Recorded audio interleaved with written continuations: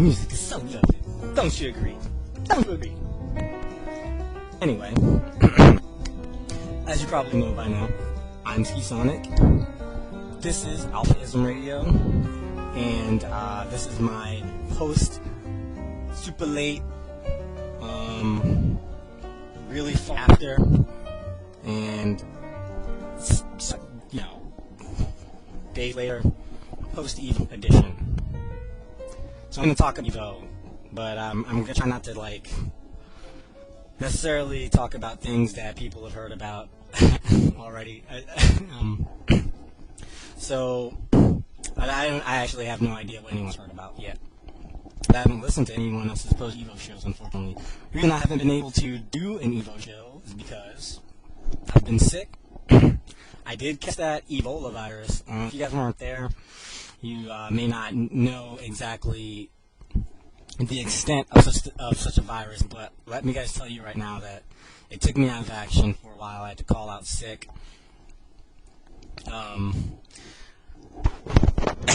I had to work from home. And it's still a slightly lingering sickness right now, but that was Ebola, and I had to catch up on work and everything, and here I am. So sorry for the delay. Thanks to everyone for your support. I did the EVO stream. I was a commentator on that for much of the weekend, along with Keats, who also helps me out on the show a lot, as one of my consistent co-hosts. And there were a bunch of other people on the stream. You guys have probably seen one of those threads detailing there's Josh Queen, Nothing Excess were on there for a little while. I think we had some guests, people who were not actually commentators for us, but they kind of jumped in and just had a few spots. Arturo Sanchez was actually not a real commentator. Just so people know. Don't necessarily expect him back, just because he was kind of just helping out, filling in, doing whatever. Similarly for D-Nice, but both of those guys did an excellent jobs, and I thank them for helping out. And what else? I feel like I'm forgetting someone. Oh wait, yeah. So there was Jaha and Aris. I don't know. I didn't catch them. I don't know. I didn't know. There were a lot of people doing it. Of course, the consummate play-by-play Street Fighter 4 announcer Seth Killian, who did an excellent job, as you all probably saw. We got up to 23,000 people on that stream, and that was sweet. So I definitely just want to thank everybody for watching that personally, because I was a part of it, and everyone who's told me that I did a good job, thanks. We definitely worked really hard on that. As you heard, my voice was gone. That's the other reason why I couldn't do the EVO show, post-EVO show. I actually couldn't even talk for a few days after EVO. And then the sickness kind of caught up with me. I thought I was safe. I wasn't safe. So right, we worked really hard on that, and definitely extra special thanks to every guest commentator, expert commentator that we brought in to help us out with those games. Spirit Juice and Cha-Cha.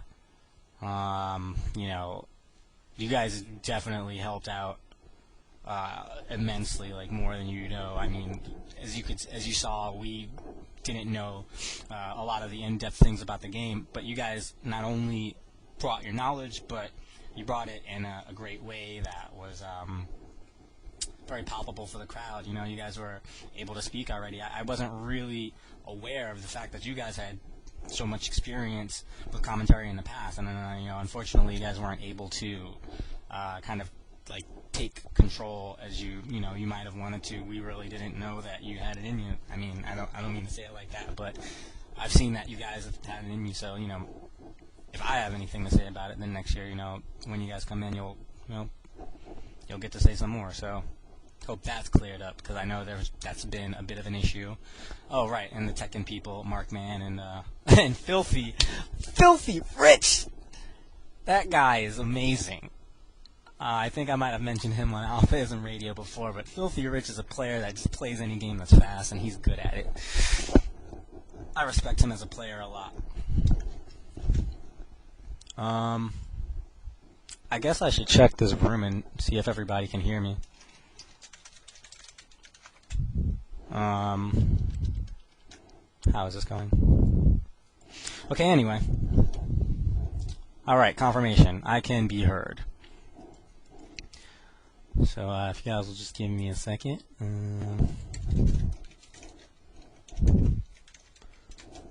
Okay. So back to EVO. EVO was great. This year was the biggest EVO, I mean, ever, obviously. It's always better. It gets better every year, you know? So, this year, personally, I didn't travel with any of my local people. I'm from Baltimore, if you guys don't know, Baltimore, Maryland. So I've got local players, Baltimore Chun, he's really pretty old school player, Rugal Bernstein, Steve Harrison, who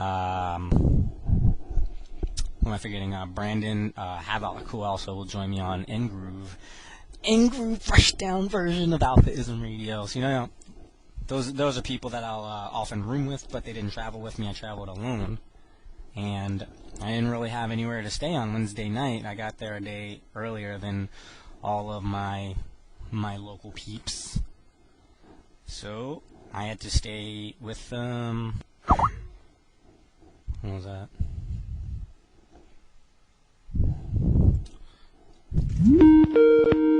Right, there we go. Perfect timing. Oh, almost. As I was saying, I had to stay with some people that were not local. And one of the people I stayed with was this guy right here. It's Toshin. Hey, what's up? And he's from Canada. Yeah, I stayed with Canada the first night, and let me tell you, those guys cheat as much as you think they do. Oh, whatever, man. He's the cheater's not even here. I'm just kidding. Like, well, no, I'm really not. You know, Jinrai, that guy plays Seth. That's not fair. That's cheating. Yeah, I mean, Seth is banned, right? No. I don't know. Is he gonna get banned? He's banned sometimes, but he's not gonna get banned in any chart you can turn. He didn't even do anything at EVO, you know? Oh, come on now. Hey, man. Hotel casuals. Yeah, those hotel casuals Seth was getting out. Seth needs There was a little Mexican flavor going on within that room, too, but, you know, it's like... yeah, like I said, my EVO experience Wednesday, I got to play a bunch of casuals with Toshin here from Canada, as well as Jinrai, and I was actually running the Seth Gauntlet Wednesday night. Yes.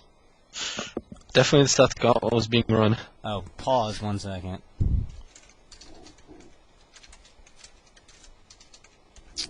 Okay, yeah, I'll handle that.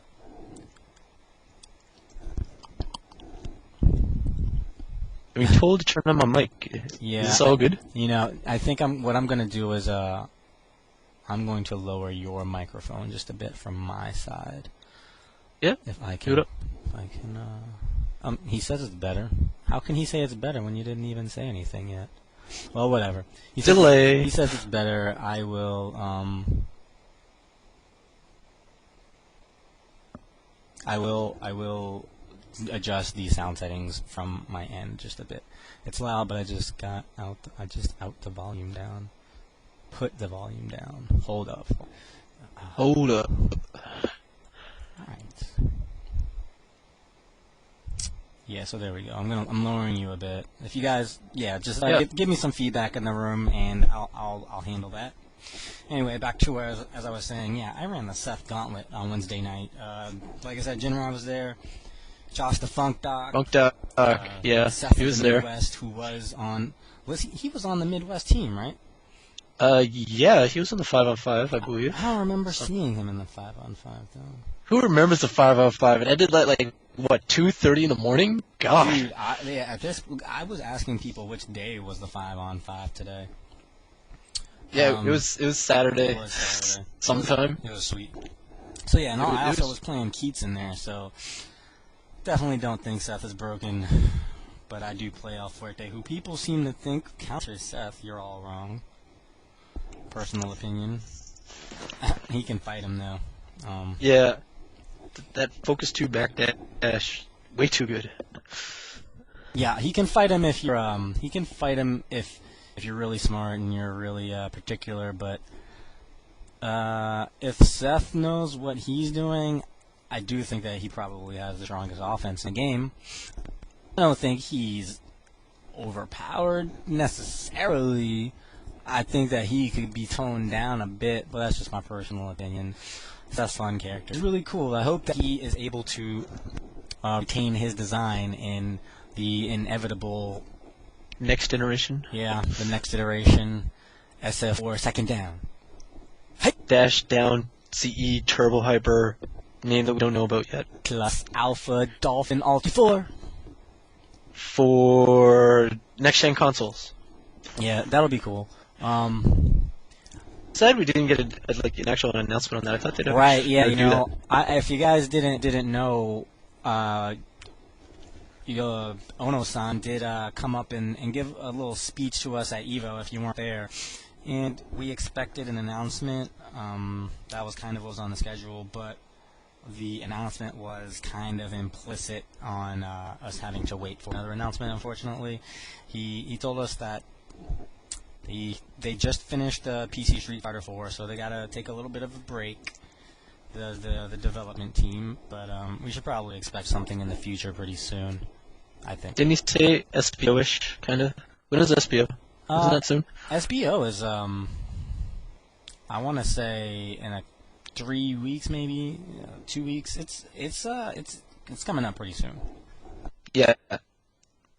Hopefully something comes out around SBO. I mean, wouldn't that be like a year since like the last kind of big thing, or? I tend to think personally that they'll wait a little bit longer than that, but it would be interesting if they do just, if their plan is just like get it going like every year. But I'm feeling like they would kind of. That seems like a really strict schedule to take.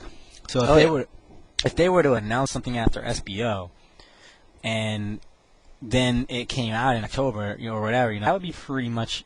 No, actually, I guess it came out in like July originally, so it would be almost like 15 months or something. I don't know. It seems just a little bit out of character for them, I think. But I personally, I believe that we'll catch something before the end of the year. But I'm just speculating. I don't know anything. No, we don't know anything, people. Seriously, we're just random people. I'm just. Don't blame me. I'm just a girl. No. Oh, good. Personally, though, I would like to see Choer. I know it's probably a little far-fetched or something, but like you said, but I just want to see like a little something. Give something to tease. Show me 3D DJ. I mean, or something. Yeah, it's like we already got sound clips. I could be the character model for him if you just like buff me up a little bit. Those maracas. Yeah, I can dance a little dance. Shake 'em up, shake 'em up. Man, EVO was just awesome this year, man. It was like so hype, like. Oh yeah.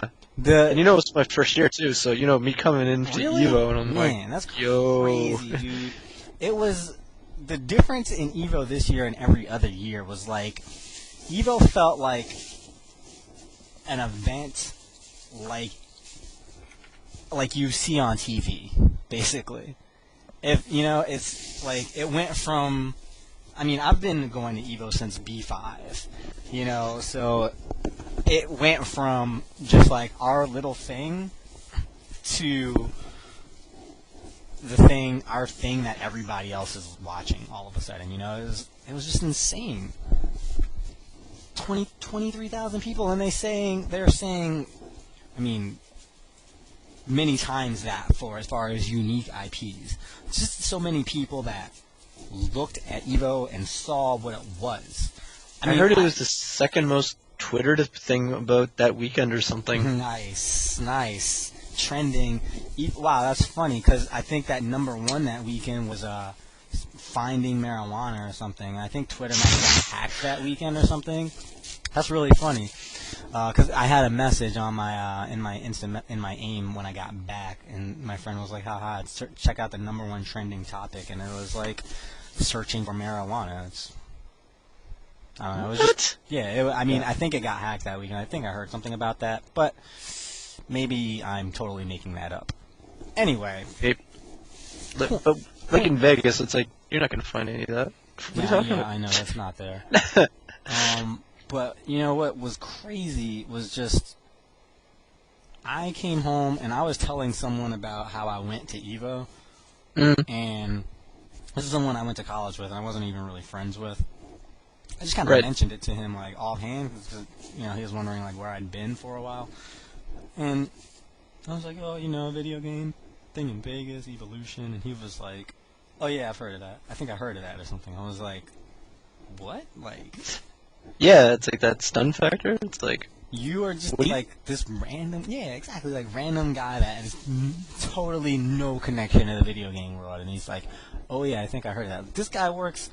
He's my age, or he's probably a little bit younger than me, but he works like in House of Representatives or whatever. He's like an intern or something there. Like he's like a totally different world. But it's like he never probably even played a fighting game or something, and or maybe like no time recently or something. He's like, oh yeah, I think I heard of that. I don't know. I mean, I thought that was crazy. You know what? The first thing, one of my friends, because like he couldn't come or whatever, but he's up on the scene or fighting scene or whatever, and he was like, so you went to that thing in Vegas? I'm like, yeah. It's like I was watching the web stream. Were you guys like around the announce table at all? Like so and so day. So like I went back to like the Ustream archive. Like the first day or so, just as because I was there, right? So I didn't have to check the stream. I was there. Right. So I was looking around, and I'm watching you guys do your thing, which was mad tight as it was. I couldn't do it for like 35 hours or whatever you guys had to do. That was insane. We were up there but quite like, a bit.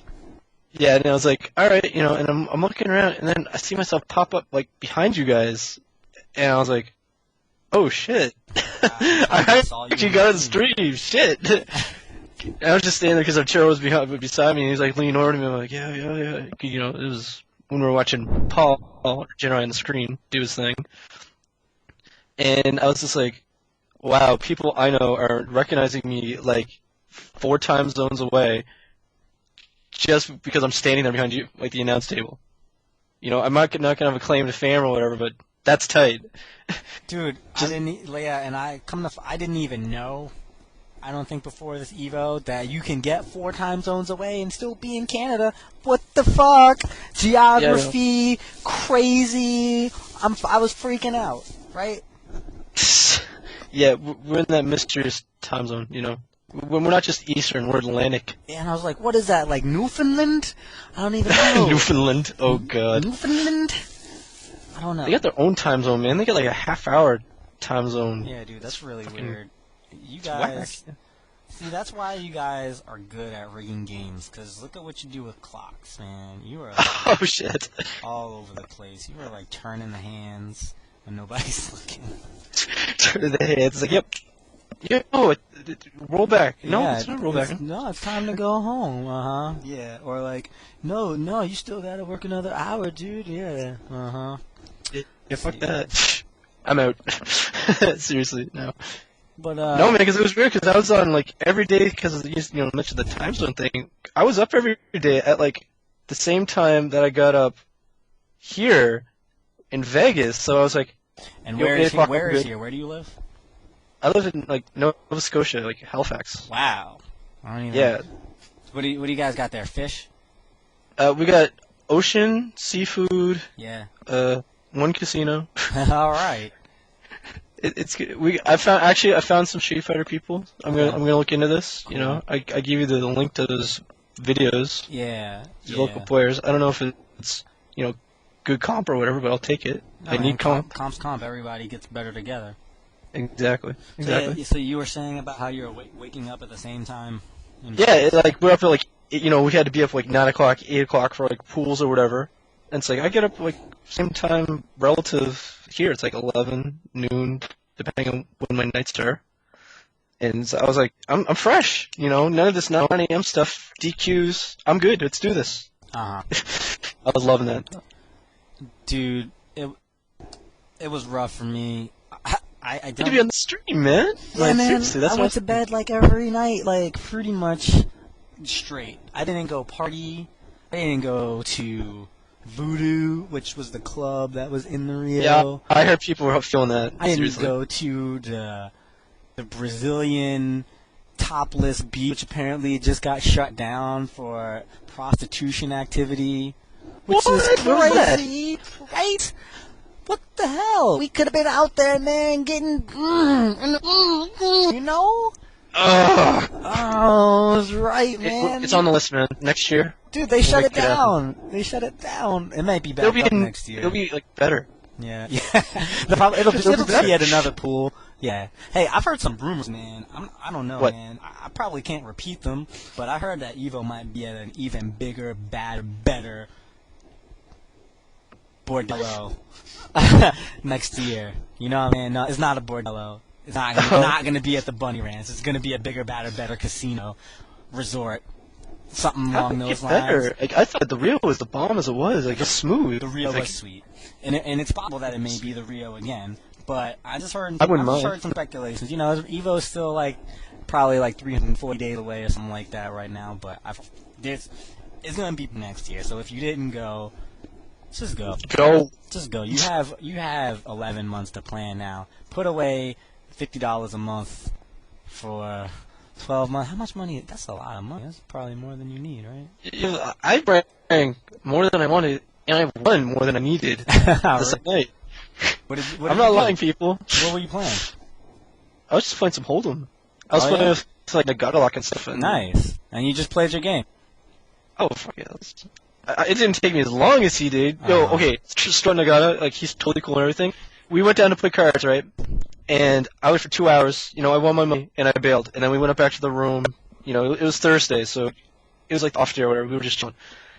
I wake up the next morning. We start playing some games or whatever. And then he comes up to the room. Okay, what's up? It's like, nothing. It's like, yeah, I just got done playing cards. And I'm like, what? It's like, yeah, I played all night playing cards downstairs. I'm like, what the fuck are you telling me? You didn't, like, sleep? It's like, no, man, no, I got a night pool. I'm like, I don't care. How'd you play poker for, like, 9 hours overnight? What the hell? Wow. And, you know, I can't even do that. Like, I'm even on time limit when I go play, but that's crazy shit. He won money, though, apparently. That's the rumor. Won money. Yeah, I didn't know. I like I said, I hung out with you guys that night, and I crashed in your room, and I saw Nagata a lot come in that morning, but I didn't know that he was out, that you were there with him. I didn't realize that he was like. I only went for like 2 hours, like I said, and then I came back, right? Yeah. So I had no idea that all that was going on. That's crazy, but yeah, they went up. He even talked me into playing, man. Seriously, I wasn't even thinking about playing, but like. Jay Wang, who was up in the room, yeah, props to him and shows. Yeah, he was like, "Yo, he twittered and like he won money." It's like, where's he at? He's like, he's just downstairs. And I'm like, what? I gotta go talk to this kid. So I go down there and he talks me into flying. And I was like, oh, fuck. It's like the one thing I didn't want to start getting on before big Street Fighter event because I was just, you know, Street Fighter. Gotta think Street Fighter. No gambling. And it didn't happen. And it was just like, oh god. Dude, Street Fighter's gambling too. Put it all together. Hey, it can be gambling in our world, man. Put it all together. That's the other thing I didn't do. I didn't even get to witness those hype hotel matches. I had the infight and everything, and it didn't happen. Dude, I didn't get to see too many of those either, because I was way past done, and it sucks. Oh, yeah. It sucks, but yeah. That's another reason. I mean, you guys saw all the crazy stuff on the stream if you didn't go to EVO. But, the stuff that's happening off the camera is, you know, 10 times more hype.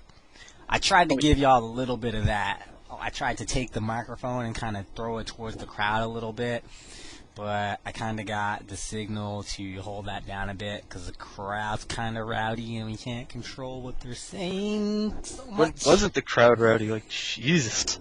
But Lord, the excitement in that room was just like so legitimate. It was like it was like a basketball, baseball, football, like, you know, like just one of those events. Like they estimate that we might have had up to about just 4,000 people in the room. It was blazing in that room, and that room was gigantic, and it was not hot. That was a huge room. Dude, yeah, and it wasn't hot before Sunday. But on Sunday, it was noticeably warmer in there, and it was air conditioned and everything. But that room was. And we had the water, man. Like what? We had like 4 water stations. Dude, you can you can check the pictures on Kyra Leung's Smug Mug page. Yep. I guess any picture you see of the commentary table, you'll probably see like 3 or 4 cups of water in front of anyone, and we might even have some cough drops there, because that was what carried us through that weekend. Those guys should really sponsor us next year, Mother Nature and Halls, because those and Aquafina. yeah, Aquafina and Asani, all of them. yeah, and we had some cups. We ran out of Rio cups, so we had some like Miller's Milwaukee's. Yeah, the World Series of Poker cups. Yeah, totally, man. Which were actually bigger than the other cups in general. They were a little bit bigger, but I didn't want to give those guys free publicity, so I tried to keep them off. But you can holler at Evo, man. I was thinking about sponsors today, dude. How does the radio work? How do those people prove that they get as many listeners as they get? You know, they don't know, but they get advertisements all the time. I want some sponsors. I'd be like, yo, now I'm going to take a break from my sponsors. And then, like, I'll play, like, a TGIF commercial, and then, like, 20 people will hear it, you know? But it's, like, it's so much better because it's coming from me. It's somebody they trust. You guys trust me, right? Exactly. If I tell you to go to TGI Fridays, you might actually consider it. Possibly. Or who else do I have on my keychain? The Food Emporium? The Food Emporium? Dude, I can't believe I still have that. I haven't been there in What else you got? 6 years. I got a Dwayne Reed. Wow, these things have been on my keychain for years. Alright, I'm just getting excited by my keys now. It's like key hype. Probably get back to what I was talking about. So we were on Thursday that day. That was Nagata Lock came when we woke up. Those guys, Nagata Lock was still up until until the afternoon, because he was like, "Oh man, you guys should have called us if you guys were playing." I was like, "Yeah, dude, I thought you were like going to bed or something." It's like, bed? What's that? This is Vegas. I know, man. I guess I was just old. I was old man Sonic this year, dude. I was on bed duty. And computer duty. That was not cool. That was not cool. So what happened? Like, we never figured this out. What did happen? I had one of the reasons why I wasn't able to do any AlphaISMs from EVO.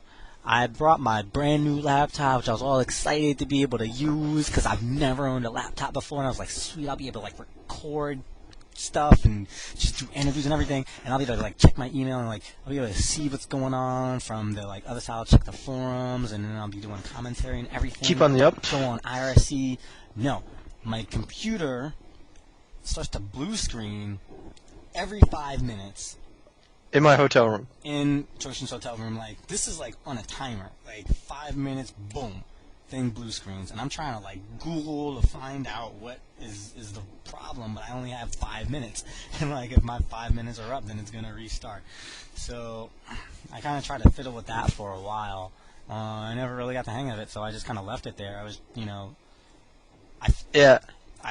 I was computerless the whole weekend, so I was just there on the headsets, and I basically had almost no real feedback from the viewers, and it was like that for us up there, oh, damn! I forgot to say Vic. That's who I forgot.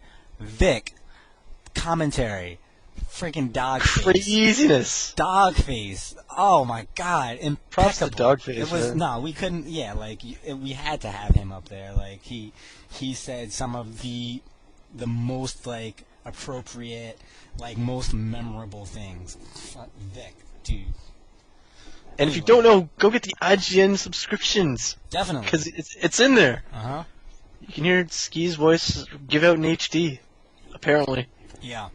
And you can hear me say immediately when the Marvel vs. 2 commentary starts, oh, you can't hear how hyped the crowd is getting back there, but you'll be able to hear it in the commentary that is being given by Chris Matrix over the loudspeaker when you watch the videos from IGN.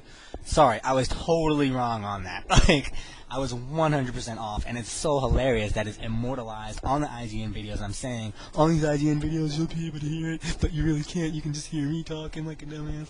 No, yeah. And right after I was told that, Vic kind of mentioned, I think, or Adam told me, I think we're just recording us, the live commentary. Yeah, Keats told me that. Yeah, well, whatever. It's live streaming, man. It was a live fighting game tournament. Anything can happen, live. So That shit ain't happening next year. That's what we were told. Next year we'll have probably a little bit of more preparation. Exactly. I heard all the issues that people were talking about are going to be non-existent. Yeah, we should be able to resolve a lot of those things. I mean, it was a first effort essentially. Although that was a friggin' wicked first effort, man. I mean, we already had graphics and friggin' the templates and the desks. That was pretty cool. Yeah, you know what? It's unfortunate that you can't see the players in the videos like you could on the stream. PNP. Are those on the IGN vids? It looked like I don't think so. I think it's just the straight feed. Plus they added like they put the overlays for the player names. Yeah. Yeah. But they got the live commentary on those apparently. Yeah. Well, I guess it's probably good then that we were making comments about how the players looked and stuff because you won't be able to see it forever. But I guess there's still the maybe the Ustream. I don't know if it's even still up there. I think it is. But yeah, those high quality vids are pretty sweet. I did download the first video they put up there, and it's good. Oh, I don't know. Are they doing that weekly or? It seems like they're being updated weekly. I think a bunch of them just went up there today, actually. So there should be some more right now because when I checked, there were only a few. But I know they're rolling them out. I don't know if it's more frequently than once a week, but I think we can expect them like on Fridays or something like that. Do you know exactly what we're getting besides like finals? Or yeah. Is it just everything that was on the stream? It's everything that was on the stream for the most part and a little bit more. I think Ponder has mentioned exactly what it is, but I'm trying to pull that up for us right now. But it's definitely going to be all of the top 8, all of there you go. Everything that was streamed, and if I had a bit faster internet, I'd be able to tell you, but it's slow. It's real slow. You know what wasn't slow? Pools this year, man. Pools were on time. I'm impressed. Oh right, yeah, that's what else we did Thursday. So we tried to help set up the room, but the room was the room wasn't open yet when we got there after the buffet after we went to the buffet, right? The buffet was pretty good. Yeah, buffet was good. Went to a buffet with Toshin's brother, Jinrai, and Keats. And we checked out the Rio breakfast buffet. It was decent. But I'll tell you guys, if you didn't have the eggs with the chorizo, then you missed out on pretty much the whole buffet in my opinion, because that was like the best thing I had. That was banging. Yo, them sausages. They didn't even have half the buffet open like for breakfast either. Remember that? Yeah, true. That place was huge, but they had a lot of stuff. They had fruit, and fruit was good. Yeah. Yeah, the fruit was... They had, like, melon and... Oh, yeah, there was some cantaloupe, some melon, wide variety of fruit. And then there were, like, a lot of, like, baked goods, like pastries and those types of things. I'm not a big fan of those types of things. Like, I can't really eat, like, a lot of, like, carbs, heavy bread in the morning. You know what I'm saying? But for people that love that, like, you probably would have you enjoyed yourself at that buffet even more. The buffet was good, though, because, in my opinion, I'm telling you, man, them eggs and that sausage was off the chain. Hot. It was, yeah, man. Flames. So, right, we tried to go help set up the ballroom. Not a lot of luck there. We went back and did the Seth Gauntlet, and then we did judge training that night. So that's one of the reasons why those pools went so quickly. The Cannons, Ponder and Inkblot put a lot of time into putting together a presentation and giving it to all of these people that had volunteered for judges. For someone like me, who's judged tons of EVO pools in the past, as well as just I've run tournaments, helped out a lot of tournaments, done plenty of brackets and things like that. I didn't really necessarily need that, but they definitely gave me Good to do. Definitely gave me a lot of you know what? I thought I didn't need that.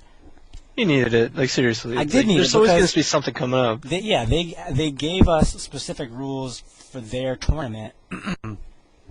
So we knew what we were supposed to be doing, and that way, if anything did come up, we already knew what to do. If it was something where there was like a little bit of leeway or something, one of those rules, they covered pretty much everything that would come up. And then, that saves a lot of time anyway, and us having to go to the directors afterwards.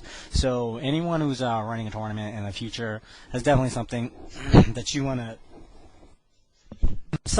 to look into, even if it's just, a little quick, like 10-20 minute thing, just go over some things with your judges and let them know, in this situation, what do you want them to do, if it's a double jeopardy, if it's a controller, or this or that, Ghosting, right, button config, all those things, right. People who are, around, but like, oh, get over here, play your game, kind of thing. Yeah, we went over that, and I got that sweet Judge T-shirt, yeah, it's gold. Your Braco Wrangler too? Yeah, dude. Yeah. It says something about trust me or something, I don't know. To be honest, I was trying to hide that thing a lot because I mean, it was sweet and all, but I don't like it when people just roll up to me and start asking me stuff necessarily. I mean, it's cool. I can handle it, but, I just like to be a little bit incognito sometimes. So, because, like, you were also in the stream and stuff, too, right? It's like stream duty, roughing, stream duty. Yeah. Help me! I need 5 minutes! Yeah, God! Yeah. Man. It was a hell of a job. With the shirt, man. man. Job to be doing. There were so many shirts at EVO. Like, Jesus. I must have got like 5 shirts at EVO. Oh, right. Yeah, there's the You Just Don't Know shirt. Yep. And then there's the actual player shirt. The EVO shirt, the judge shirt. Then a lot of teams, you know what I noticed this year? A lot of teams had that Northwest team. Yeah, the Northwest team, like the New York guys had T-shirts. There was like a plethora of like various designs. I guess people just got together and wanted to rep real hard. Like the Northwest team was deep. I saw they had the Blaze Blue one that they were selling too. Right. And then they had the TVC special shirts. I didn't see the TVC shirts. Did you see those? I saw the one that Keats won for being... Oh, that one. That was because he broke the damn game. Yeah, good job, Keats. That's what he Props. does. He's a punk. Breaking the game and stealing the T-shirts. Those were super limited. Apparently, those are from Tokyo Game Show last year. Wow. Less than 300 made. Wow. That's pretty cool. I wish I could have got one of those. Tight. I should have just went and did something broken up there and got before Keats. Before Keats. That's funny because after someone who did the roll stuff, or they did, the next day someone pulled out the Chung Wei for like 730 hits, infinite. Oh, really? What the? Yeah. How much damage did it do? Oh Christ! Did it I beat think Keats? the bar. I didn't see the bar. The bar was dead. Wow, I can't believe that somebody actually did the Chung Li infinite for that many hits. I didn't have my camera with me because it was charging, but I swear to God, dude did like 700 hits. That's insane. I was talking to the Capcom guys. I was like, "All right, overrunner on 600." Let's go. Wow. And jokingly, he said over, and I was like, "Oh, damn." And that was when they're still doing it for like the 3 minutes. Like I was like, "Oh shit." So yeah, that was the competition that Capcom had for if you could do the most damage in 3 minutes in Tatsunoko versus Capcom. For anyone that's not informed, and Adam Keats went up there and broke the game with a glitch and just was able to do whatever he wanted for 3 minutes or whatever. So he got a lot of damage. Apparently, he was masturbating with his right hand, but that's a rumor. Okay, well, that's probably it could be caught on video. Probably what he was doing. But, more power to him. And then this is really crazy though. Someone hit the Chung Li infinite for 700 hits. That is Really, really impressive. I wish I had seen that. I'm really glad to see that there's somewhat of a scene for Tatsunoko versus Capcom because, I was just telling someone tonight that I think maybe of all the games this year, that one is definitely one of my favorites. I'm not gonna say. I haven't played the game before the party that night, and I sat down with the Capcom people, and they were cool. They gave me like a 15-minute, this is what this is, this is what this is, and I'm like, okay. And then I started losing to Yadaman, and I'm like, fuck this, I gotta beat some people. So Wow. I gotta win. And I was like, this is quality win, so I'm gonna play this game more. I like it. It's just my speed. That's cool. Yeah, I think it's a fun game, man, and they're gonna do some more tweaks before the U.S. version comes out. So I think that game really has potential, and I hope people will take some time and play that game. Yeah. Now, were you playing like the Japanese version when you were doing it, or were you actually playing the U.S. build? Because they only had one Japanese build there, and the rest were all the U.S. builds on the right. I played the U.S. build, but I only played 3 or 4 games at EVO. I wasn't really able to stick around, unfortunately. Yeah. Duty called. I noticed a few changes right off. There were some changes with the physics after the launchers, so it kind of changes up what air combos are going to be done. I'm sure. And then I noticed just like some really quickly when I did like my Yadaman Fire Dog super, which is a weird super anyway in that game. It looked completely different. I think they've totally changed the effect. I don't know if that's for good or for better or for worse. I'll find out when the game comes out. But you guys really check that game out. I mean, the stigma of it being on the Wii. Oh, forget that. If you have a stick, dude, yeah. GameCube to PS2 adapters are readily available. You can get one for $12 on Amazon.com. You can plug your PS2 controller right into that and play on your Wii, which does have ports for the GameCube controller. And the game is going to have net play. I mean, how bad could it be? Even Marvel vs. Capcom 2, nobody thought would be playable, is definitely playable.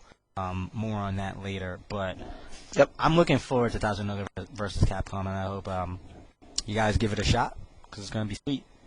Got me cooked. Hopefully. And I hope Capcom is able to pull it together. That game's got a lot of potential. And we're really lucky, I think, to be able to get an upgrade so quickly in this way. It's like a blessing in disguise that the game was actually in license hell, so to speak. Because now we get to have a totally new, well, not new, but an improved version of the game, a tweaked version of the game, so to speak, and we're gonna get some new characters for it. So. Which we did not see, unfortunately, but that's beside the point. At least we got a good playable build. I didn't get to see them just yet, but we'll check them out when we get the chance. They'll probably be cool. I don't want to speculate. I'm personally hoping for maybe a Bionic Commando or maybe a Phoenix Wright. Those are some of my favorite characters that I think would be sweet in the game. Imagine doing A, B, C, hold it, and then take that. His assist, he comes in, he's like, take that or something, or maybe he'll grab you and go, hold it. And then when he does a mega crash, he's like, objection or whatever. That would be so some kind of Judgment Super or something crazy, like a level 3 where a desk drops down and he points and something crazy like that. Yeah.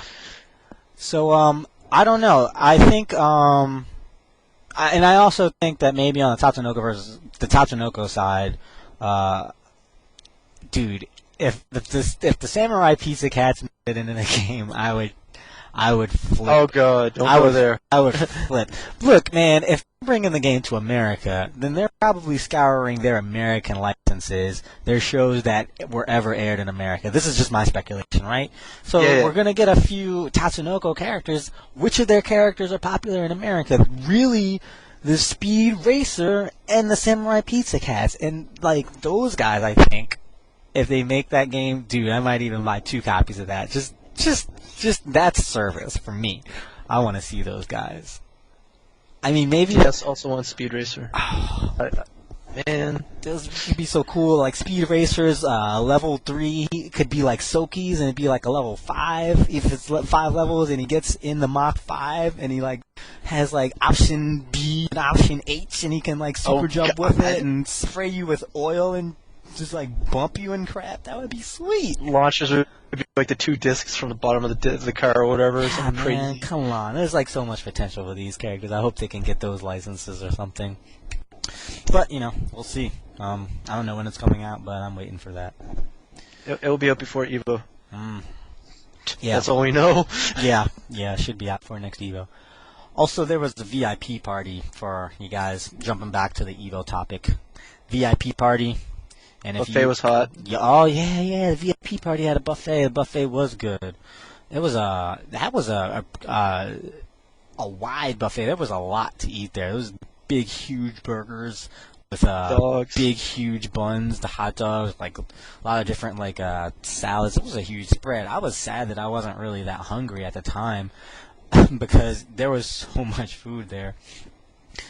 And Open bar. and I always love a free meal. Oh, yeah, how could I forget the best part? The open bar.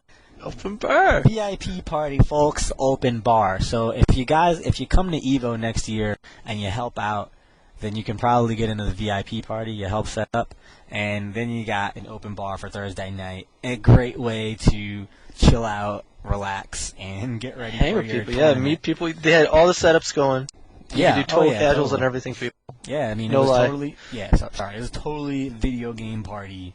Food, drinks, video games, girls, guys, top players, new players. It was like a total melting pot of gamers. It was the social of the socials. It was a nerd social, a nerd melting pot social. Oh, It yeah. was sweet. I'm a nerd. You're not. Yeah, no, it was awesome. It was sweet. So, can't tell you, in so many ways to go to EVO, but there's so many things that you're going to see there and do. Didn't even do half the stuff like I wanted to do. And this is my first year. I was like, I'm going to get to do this, this, and this, and play. But I was like, I want to get to do this, this, this, but I got to leave. Yeah, and then before you knew it. Oh, it's crazy. So, And unfortunately, I missed the Evola. I like to say as a year 1 guy, I'm happy about that. Wow, It's you're probably right. coming from my sophomore year, but I beat the sickness. wow, that's pretty good, man. I'm surprised. I don't know if you did that, man. Everybody was talking when I got back, like, yo, I'm sick, yo. I'm like, what the hell are you guys talking about? It's like, you're sick. Who's sick? Dude, someone asked me on Tuesday morning while I was at work, hey, Ski, did you get the evil, how do you feel? Are you sick? Because, everybody else is sick. And I said, I feel fine. I totally felt fine. But throughout that day,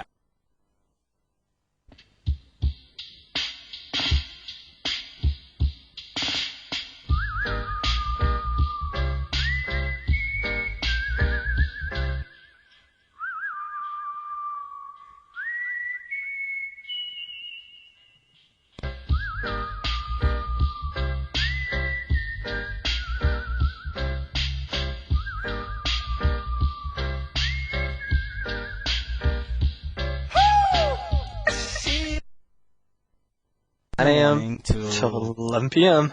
No. We only did 12 from 9 until 3 or 4 or 5, right? And then Oh, yeah, and yeah, then, yeah. and then the next 12 more started from 5 till 11 or 12 or however late it went.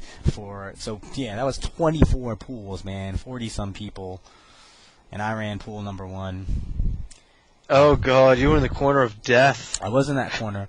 But it was actually funny how my first TV didn't work for a while. So, What? so I had to use the big screen as my TV, and I didn't go play on the big screen because I wanted to qualify and play on the big screen, and because of that, I never got to play up there. I put Jibbo up there a bunch of times though, and I'm sure the crowd was happy to see that. And I know I was happy to see that because, for one, people need to see that Gen can wreck some shop. I mean, He wrecked some shop. yeah. I mean, people. You even still got some people talking trash after that, but you can't deny that he wrecked some damn shop. So always good to see a little bit of character variety, but Jibbo is from not very far from where I'm from, and I don't have I didn't have much of an acquaintance before with the North Carolina guys, but North Carolina is not very far from Maryland, so, like I said, the people that I mentioned, my locals, have a very strong relationship with their locals. I mean, there's like tournaments that they've driven back and forth to. I personally have just never gone, so, Right. those guys are tight, and I kind of felt like I knew them already, basically. And, I actually played a bunch of casual with him the night before. So, it was cool for me. I wanted to put him up there on the screen and show people that, a guy from North Carolina, like, I bet you half of the people that saw Jibbo and think that he's an amazing player, they have no idea where he's from. But he's from North Carolina. And like, think about what other top players have you heard of from North Carolina. But Jibbo's an amazing player. There's other North Carolina players that were really good there. Alex Roski's Sagat is really, really good. He was he qualified as well. He was up there. I think he lost to Kai. I think Kai eliminated him, but it was really, really close. Cali Kai, Happy Kang, Fuerte. Making life hated for all Street Fighter Anyway, it was a really apparently. close match on that one. And another North Carolina guy that was there that I hung out with a lot was Desmond, whose name goes by Ocelot 357 on the forums, and he's kind of a Fuerte buddy for me. He plays El Fuerte, so we got to kind of share some strats, and that was cool. So yeah, those. We both played. You played the morning, didn't you? I played the morning. Yeah. And yeah, I played. I made it to the winners finals. Not the winners finals of my bracket, but like winners semis or whatever. Like, I guess it's probably technically the one before semis, because 4 people came out of your Street Fighter 4 brackets. But personally, I was in the position to qualify on winners, and I had to win this one fight to qualify on winners. I lost the DVH. It sucked. I sucked. It was sad, heartbreaking, but I got to losers second round in my 4 pool. No, but I put okay. If you guys don't know, I played in the evening, and I had a nice crazy pool. I had like Issei, Viscant. Who else was there? Like Kalishan, Kai was in there. It was ridiculous. Which Kai? Oh, frig. Kai, like Chaos. Cali Kai, or Nidrin. Let's call him. Nidrin. Yeah, Nidrin. So I was like, this is gonna be ridiculous. But the funny thing about my pool was, Issei didn't have a stick, and he asked me for the whole time of our qualifying out of the pools to use my stick. So even after I was playing matches or whatever, I was running around with him the whole time because I had to be like his official stick bearer for my pool. Wow. Which was awesome. So, don't say that like that. No, I shouldn't have said it like that, but you say hung around the whole night. Let me interrupt you for just a second. This is AlphaISM Radio. I'm Ski Sonic here with Toshin, and we're just talking about evolution. This is my super late ass, really, really late post-EVO. Sickness, post-sickness, post not being able to talk. Evolution edition. Go back to what you were saying. I just love to do that, man. I listen to so much NPR. And if you want in, oh yeah, you guys could totally call in if you want on Skype. My Skype is Sonic DLEET. So call in if you want. Yep, just hit up Ski. We're not mad. Or if you want to just message me in the channel or something, and we can set that up. Yeah, feel free to call in because this one's open. Because you guys already saw what I did. If you got any questions, yeah, we were all there. This is just the post stuff. Hit me up. So right. So how did that go? Did Issei end up qualifying then? Issei got out of our pool, I believe. We were in 9. No. We were 21 for 4. Sorry. And I don't know how it was after we got out of pools for the next day, but he qualified with. Henry Sen was in my pool too. Ooh. They both qualified. Ah. I don't know how Henry got out of our pool, but he qualified. Henry, dude, that guy works hard, man. Henry Sen, Hunger's guy. there. Dude, Henry Sen is a hungry player. He is the manager of Chinatown Fair, and he has been forever. So you know that guy loves video games. All right, he's like straight up. That guy makes it happen. And every time there's a new game that comes out, a new Street Fighter game, yeah, Henry's there. He was there for CVS too. Whatever. He's there. Can't count that guy out. And this is a good basic Street Fighter game, so he can hang. So. Oh, he was hanging. I forget who he was using though. I think he was using Oh god. He plays Dawson, Honda, yeah, Dawson, Balrog. Yeah, I saw him play Sims. Yeah, that's mainly who I saw him play. Okay, that's cool. He's like, I'm not. This is why I'm hungry. Huh. Power of yoga. I'm like, whoa. He said that? Yeah.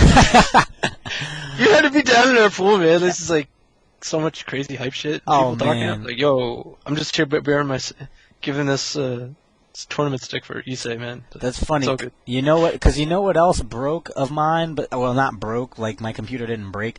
To finish that story quickly, my computer that was blue screening every 5 minutes. When I disconnected it from the hotel internet, it just snapped back into shape.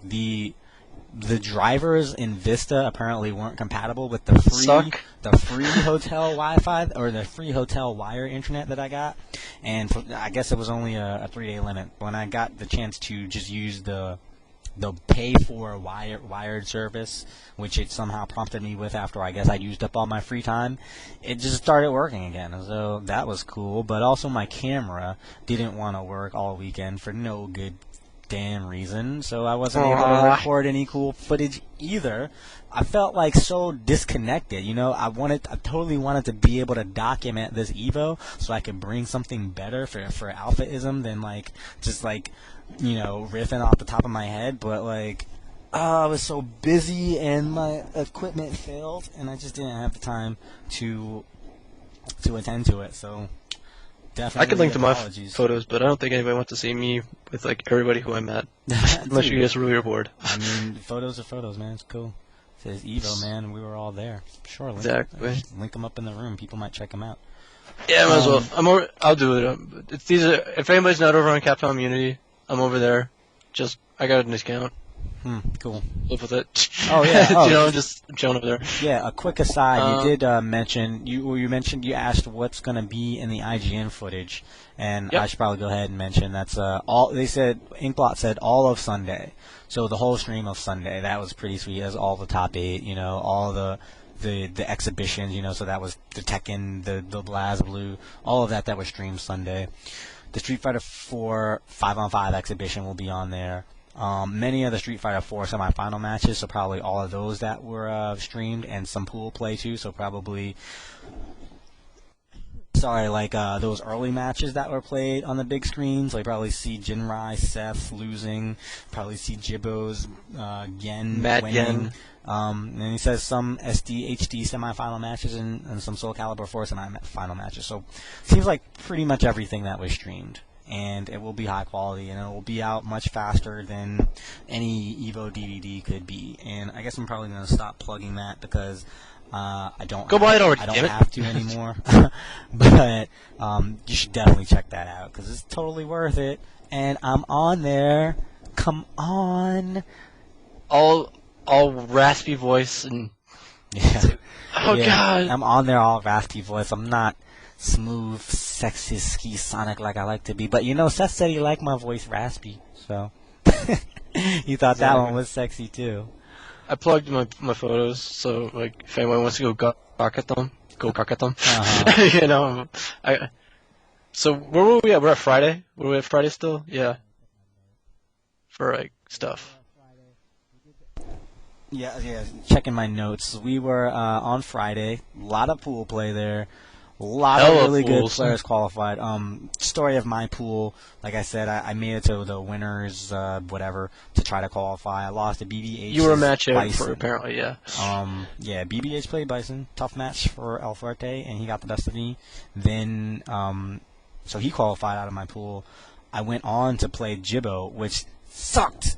Because, like I said, that guy was I feel like I already know him, and then we got to play and bond, and we were cool. We knew we were going to be in the same pool, but we didn't expect to play each other. And had we both won, we would not have had to play each other. Had one of us won, we would not have had to play each other. But since we both lost, we had to play each other to qualify in the losers. And so, yeah, it came down to like a super close, super tight match. I missed a clutch fierce loop. I play El Fuerte. I missed it. I landed it. I popped him with a focus, and I missed it, and he came back. We played so many matches in the hotel that last night that he knew how to fight my style. I knew how to fight his style. So we got to play like a really like cool, stringent match. I wish we could have played that one on the big screen actually, because I mean like there was just so much back and forth because like we were familiar with each other's tricks, but we were both improvising on the fly. Like I was making stuff up on the fly. I hit him with some stuff that I was like, whoa, I did not even know that was gonna hit, you know. And I'm sure he did to me too. That match was sick. But Jibbo won that one. He qualified, so I'm glad that he was able to like rep on the big screen. So hopefully you guys will see him when you check out that IGN insider footage. Anyway, I don't even remember what else happened Friday, man. What did you do Friday night? Did we do anything Friday night? Friday night, I think I've been trying to figure that out. Uh-oh. Straight up. Stays in Vegas. Nah, man. Nah, not like that, yo. Don't. I'm sorry. It had to come somehow. I don't even know, man. But, yeah, I can't remember what happened Friday. Oh, you know what I think happened Friday night? I walked around salty as a mug. Just like... Salty. Dude, I was straight salty because I didn't qualify, man. I was, like, upset. I really, really, really wanted to qualify. I don't mean to sound arrogant or anything, and I don't mean to sound conceited, but, dude, I put in a good-ass amount of practice. I feel like I'm strong with my character. I feel like I'm smart. I'm confident. This is Street Fighter. This is Street Fighter, technical things right here, because you need to think these things, too. I was ready. You know, and that's what I really feel that took me as far as I got, honestly. Because I fought a lot of my mismatches on the way there, matches that I was not comfortable fighting 2 months ago or even 2 weeks before EVO. I fought like the Chun-Li and the Rufus, these fights that I don't like fighting with El Fuerte. And I fought like a strong Ryu or something. Like, man, like I won all these fights that I was ready for. But then when I got to Bison was the one match that I was out of touch with. And it's hilarious because Bison is the first guy that I was ever comfortable fighting with El Fuerte. My first mismatch that I just couldn't fight, that was Bison, and I practiced with him. I grinded on that guy a lot. But that was back in like February when the game first came out. So I got used to all the Bison tactics then, and then I slacked off. I didn't really play a lot of Bisons. Thought I was comfortable with the fight. I got that. Yeah, it's like I got this match. Like, I've seen this. Nah, I wasn't ready. I should have. You got to keep up your training, man. You can't get complacent because I wasn't ready for what BBH had to throw at me, obviously. So that's how that went. So yeah, I walked in my around pool when I was salty. trying to get out or whatever. I also forgot Mad Bootface was in my pool as well, and we had a tight match, and it wasn't like anything crazy or anything, but afterwards he told me, it's like, you were going for this kind of stuff, right? And I was like, yeah. It's like, yeah, if you would have connected, your fundamentals are good, your execution was poor. And I was like, oh, you're right. It's like, cake it in stride. And he's like, no, really, if you would have had your execution net, you probably would have beat me hard. And I was like, all right, okay. And, this is coming from, top level people, and I'm like, that's good for me, Who said that? Mad Bootface. Oh yeah, Mad Bootface, dude. Yeah, dude, that's a really, really. He's a Marvel 2 player from Chicago. Yeah. He goes back though. Like he's one of the first good Marvel players, and he's definitely one of the Midwest's strongest players ever. So, yeah, that coming from Mad Bootface, who is an awesome guy. He was mad cool. He's really sweet. That's definitely. Oh, you know who also mad cool? And I gotta give shoutouts. Orochi Zoolander was in my pool. What? I'm not even lying. I didn't know he was at EVO, man. I can't believe I didn't meet him. I got the photographic evidence too. Oh, I would have talked so much shit to him. Oh, he was like, yo, no one's here. No one thinks I'm here. It's like, okay, you gotta keep it down. I'm like, all right. Can I get a photo? It's like, yeah, man, but don't, it's like, don't pass that shit around. I'm like, he was mad hilarious. So, man, I was like, that's hilarious. I was Orochi Zoolander, the guy that took a year to learn how to Dragon Punch with a stick. So don't feel discouraged if you can't Dragon Punch. It took that guy like a year or 2 or 6 or something. I don't even know, but you can beat Orochi Zoolander in learning stick. Everybody out there. So, oh yeah. But Orochi, you know what Orochi Zoolander's good at? Smash Brothers Brawl. That dude's Meta Knight was really, really, really irritating.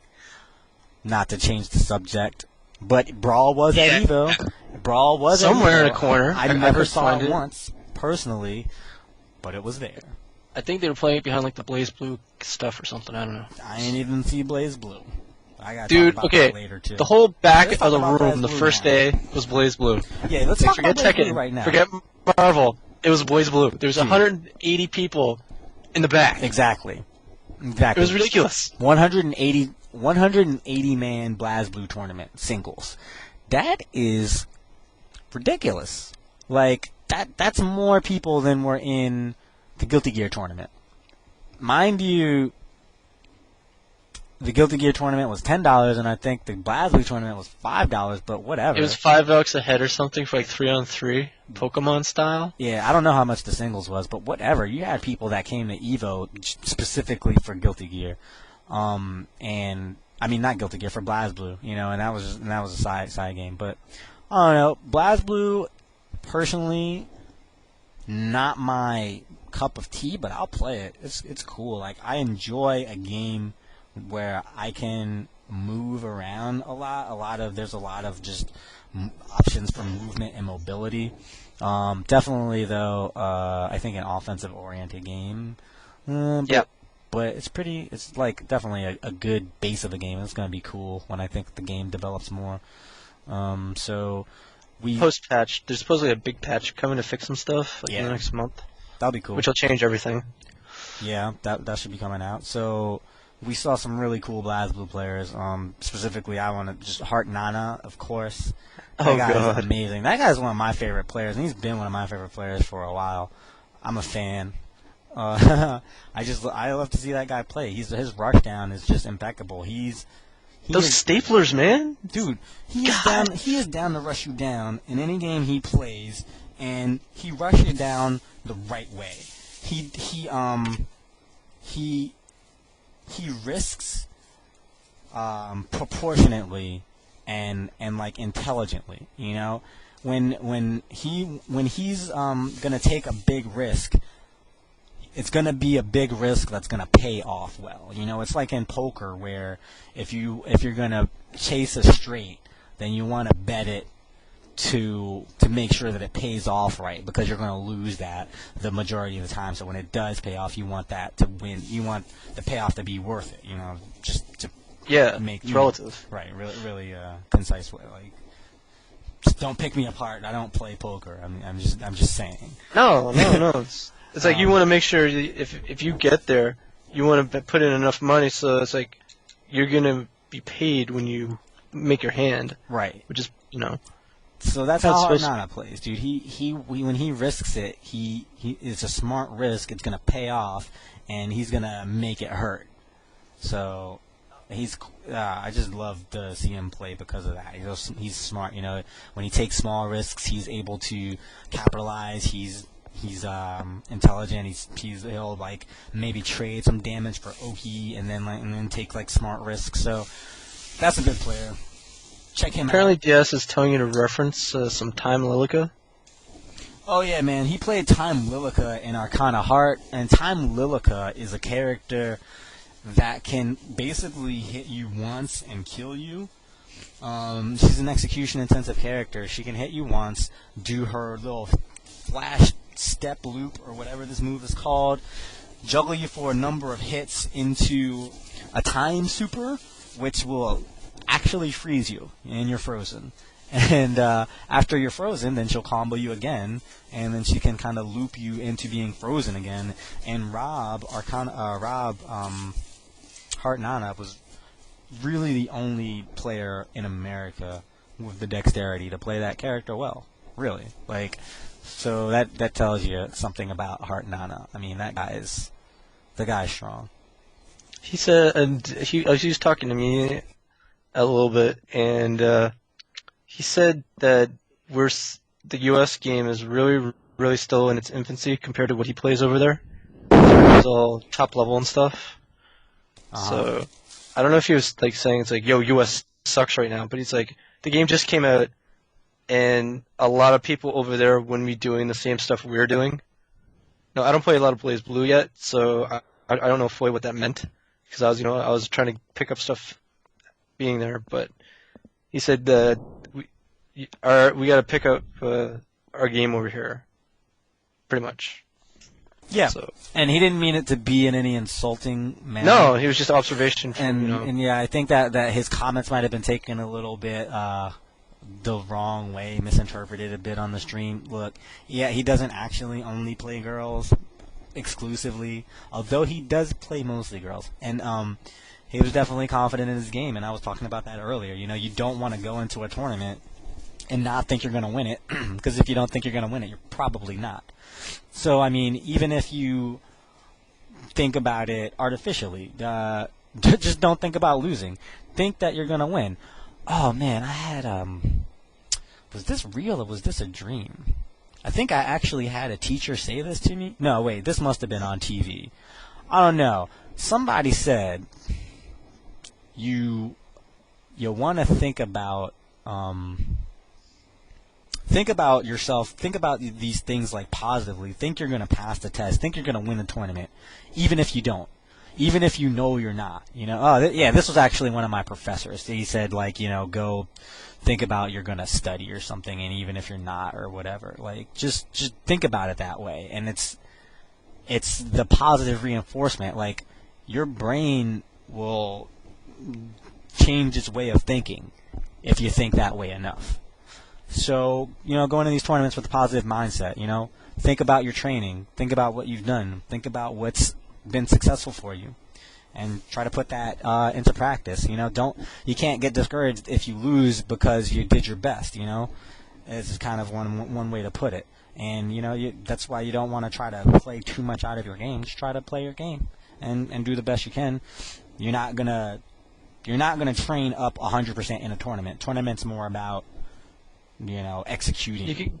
You can only do so much in prep. You can integrate, you can learn on the fly and stuff, but if you can do that, then you're probably not listening to what I'm saying right now anyway. But if you're at the level where you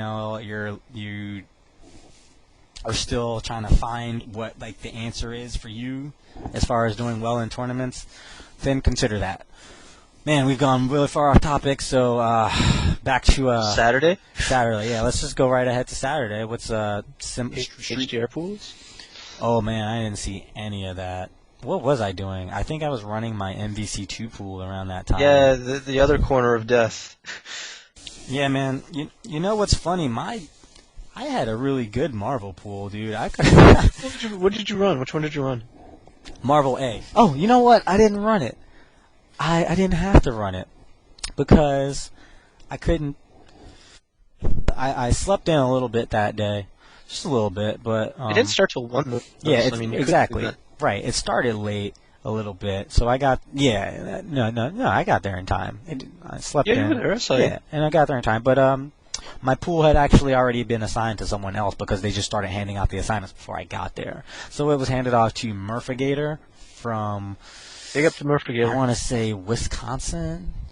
And he was hanging with Keats and all those guys. Yeah, so he's definitely from like the Midwest somewhere. He's a really cool guy. He's really funny, really smart. He ran the Marvel pool for me, which was like incredibly helpful because every little thing that went to contributing towards me keeping my voice and being able to do commentary was absolutely necessary because afterwards I basically wasn't able to talk. So I I wasn't able to talk right after Evo anymore, pretty much. So I put it all up until the end, and that was it for me. Also, props to Murphy Gator because he actually ran pool 8, which was right beside my pool 9 for HCR. Oh, really? Oh, yeah. Damn, he ran 2. That sucks. That was rough. Murphy Gator and I were everywhere, man. Like, I don't know if we were like the most like underknown people who were helping out around Evo. Uh-huh. Like, did you see like when pools started going for Marvel? Did you see me run with the VMU for the data? Yeah. I almost got trampled, man. I was like, I'm gonna die in the freaking Marvel pit. Damn it, dude! I'm not gonna get out of Evo. My life is over. Oh yeah, dude. Marble pools are really interesting because there was only 4 of them, and only 8 people went through from those 4 pools. So only the winner, the winner of the winners, and the winner of the losers. And 3 of those pools were rough, and then the other pool was Pool A, which was the pool that I was in, and that was. I don't want to be I'm not. I don't want to be condescending. But if there was a pool that you wanted to pick to be in, then it would be Pool A because all the other killers were lumped into the other pools, except for a few notable exceptions in my pool, being Chunkster, who ended up not even qualifying. He's out of practice, I guess, whatever. We know Chunkster's an amazing Marvel vs. Capcom 2 player. But there were other players there notable. Golden Nismore, Rairu from the Seattle area. The Hawaiian chick was in there. I don't know, Ryu Shinanosuke, whatever. Oh, Mad Blueface was in there, and Mad Blueface, like I said, great player. Oh yeah. So yeah, he qualified out of that pool, I think, in the winners. Oh, Sam. Carpet was doing a Pool C taping. Saw him. Yeah, dude. Pool C, I think. Sam B also in Pool A. A bunch of other people in Pool A. I think Havad Khan in Pool A. Havad Khan, funny story. Yeah, he told me he didn't even know Evo was going on until the day before. Because he's doing the poker. Yeah. 15th props to that. Wow. But I came up to him and it's like, yo, what's going on? It's like, oh hey. It's like, so you decided to show up. It's like, man, seriously. I didn't even know this thing was on until yesterday. Nice. And that's when it ended, right? It's like it ended like the Thursday or the Wednesday night the World before we Series all got of all Poker there. ended the day before we got there, and then he probably just like ran into someone like Ponder or something. And he's good with everybody. Oh yeah, Havad's good with everybody. Havad got in a get into anywhere free card as far as I'm concerned. I was waiting for some primo bulldozer stuff in the pool area. I was like, come on, I want to hear it. Yo, Havad, throw it up, man. If you guys look, there's another reason to go to Evo. We're not about to talk about this in any Evo endorsed shows, but this isn't endorsed by Shoryuken, so just so you know, it's side bets going on. Shh. You can throw up some money on video games. You got Havad on there. That guy will bet on anything. Dude, the money that you're probably trying to bet is just chump change to him. It's just interesting. Dude, go bet it. It's fun. It's fun. It's Vegas. It's the adult playground. Go play. Be sensible. Man, I could tell some stories. I can't. So what else went on there Saturday? We know about them stories, kinda. We weren't there fully. Dude, suck. You guys don't even know. Dude, I'm gonna wear that shirt on Sunday. You just don't know. Look, it's kind of uncanny that phrase came about because it's related to it's kind of like Vegas, like what stays in Vegas, what happened in Vegas stays in Vegas. It's like you just don't know what happened in Vegas. You know what I'm saying? You just don't know. So you guys need to go next year if you didn't go this year, because you just don't know how much you missed. Because there's stuff that we can't even talk about. I will side mention on the betting that I've never done anything betting related to Evo related activities, but on the Sunday, I could have made some free money from the OGs. No names mentioned, but I could have done it if I would have taken some bets. And I was like, damn. Yeah, man. Next year. Yo, Take a little paper, baby, toss it up. Stack a little paper, baby, toss it up, man. Come out to Vegas. Go hit the table, stack a little paper, come back to the That's not all that's on ballroom, those tables. toss it up, man. Vegas. Anyway, yeah. So also there was HDR pools, yeah, we were doing HDR pools. I don't know anything about that. You can tell me anything. I was in pool 9 with everybody's favorite producer of said game. Won't mention it because we all know who it is. Oh, really? That's funny. Oh. Yeah. Did you play versus Serlin? Did you see him? All right, tell me, did this happen? Did you feel like at any point you were slow? Because I heard that he can slow down time, and I wonder how that affects other people. Because maybe he's at like a real power where he's actually slowing down time. I didn't even see any like Jedi mind tricks with like time related stuff, but I know like people were talking like he was like talking about like I think his blog or whatever about testing setups, and he did go to town testing setups for recounts with Faye. I don't know the extent of that because I thought he was just testing his joystick out. I didn't know fully what he meant until I read his like blog. But I mean, I can validate that he was having some concerns about his controls and stuff coming out. Now, I'm not like the most in-depth person to know fully what, because he made the game and all that. But he wasn't going like crazy over anything. But he was actually testing and he was letting people know. So, however that turns out, I'm not trying to defend what he did the whole weekend or what he was or was not doing. But I can confirm that he was testing stuff because he did feel that stuff was not right and stuff was not coming out. To what extent, I don't fully know. So I'm in the dark on that, and I'm probably not the one to be talking about it, obviously. Do people still play HDR? I should buy that game. It looked kind of fun. It's not bad. I mean, it's not original ST, but I don't really want to play original ST, to be perfectly honest with you, because... Yo, Cigar Bob's cabinet was off the hook. Oh, right, Cigar Bob holding it down. Cigar Bob's a pretty funny guy. He's tight. I like him. He knew exactly who I was when I shook his hand. It's like, oh man, you gotta play some games. Like, yeah, I'm definitely coming over. Yeah, man, he's a cool guy. And so yeah, Victor had his cabinet too next door. Yeah, that's like yet another reason to come to EVO, even just to check out Cigar Bob's cabinet. That's like the eighth wonder of EVO, anyway. Like that's one of the coolest things that you'll see. Cabinets that he's made, totally designed from his own design, where he's got switchable panels.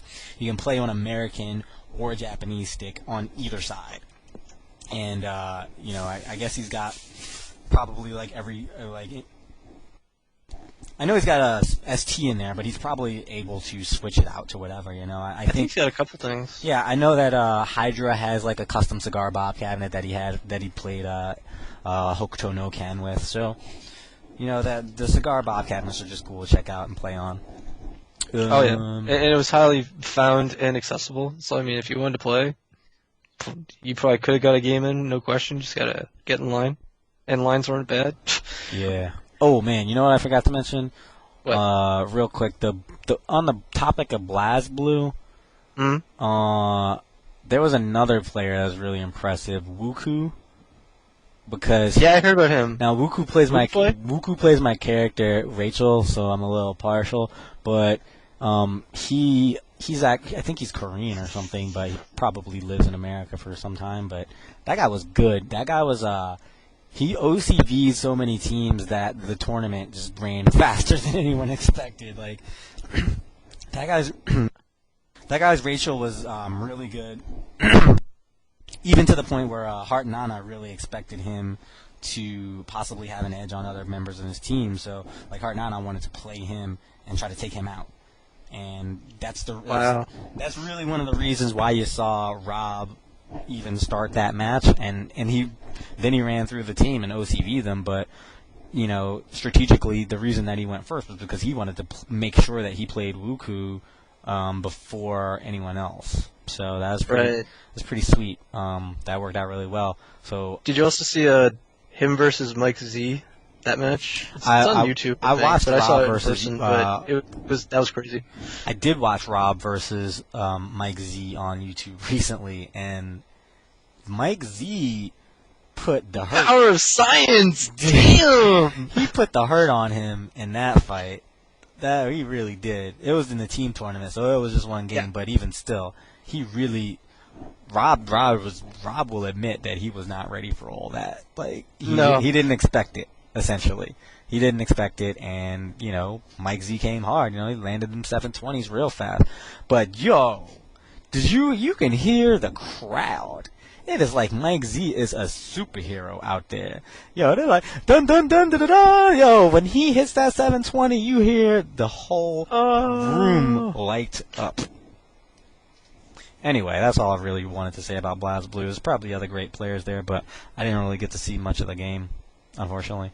So it was packed, man. Like I couldn't get around, except for when we were helping set up and stuff. I couldn't even get near it, anywhere. It was that ridiculous. Well, yeah, you guys can check out YouTube TrueTech's account. That's just YouTube / true_TECH. He's got I think a bunch of BlazBlue singles tournament. So if you are interested in that game, or you just want to see some cool videos from EVO that probably won't be anywhere else, then go right ahead. Check them out. Otherwise, Street Fighter 4 semifinals went for a large part of Saturday, right? Yeah, that was the main, the post GameStop ranking part of the bracket. Yeah. So you got to see players that didn't play already on in the pool play that had already qualified, as well as those that did qualify out of the pools. Like Mern. Oh man, out of my pool, a 12-year-old kid qualified in winners. His name was Younger Legend. He might not have been 12. He might have been 14 or something. But was he the pad guy? I don't know what he played on. I think he played on a stick. But no, he played on a stick. Because I know there was 3 or 4 pad warriors that got out. I think maybe a pad warrior might have got. No, I don't think any pad got. I really don't know. But I don't know either. But I saw 2 on the big screen at least. Yeah, there were. And I know a couple guys were talking about it, because pool talk or whatever. It's yo, guy had a pad, he qualified. I'm like, what?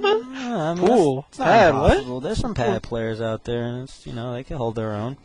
Yeah. But I just want to mention Young Legend. Apparently, I'm being told. Young Legend. Okay, yeah. So from NorCal, that kid was good, and he was pretty young, and his dad ran the pool team. Yeah, I was wondering who that was. I was like, who is that? Right. That was Elder Legend.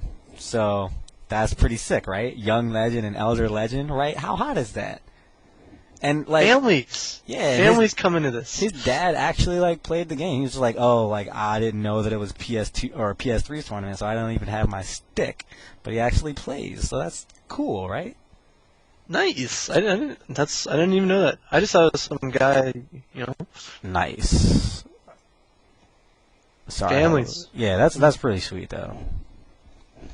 It's yo, Dad, I'm just gonna beat you up with this cool AC combo just got off the internet. What? Have at it or something It's if you lose, you mow the lawn or something crazy like that. Yeah, man. So, did you see any matches that you thought were especially cool there? On Saturday? Or just in general? On Saturday. Saturday. I saw a couple Zangief matches versus who did he play? He played versus a Rose.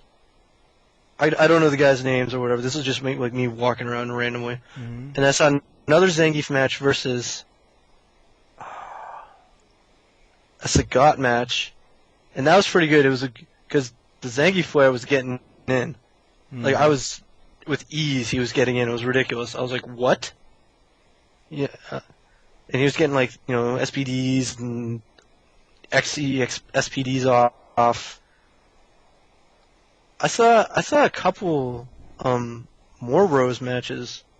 To be honest, I was surprised at character selection going into semis and stuff because there wasn't a lot of Sagats. There wasn't a lot of Seths.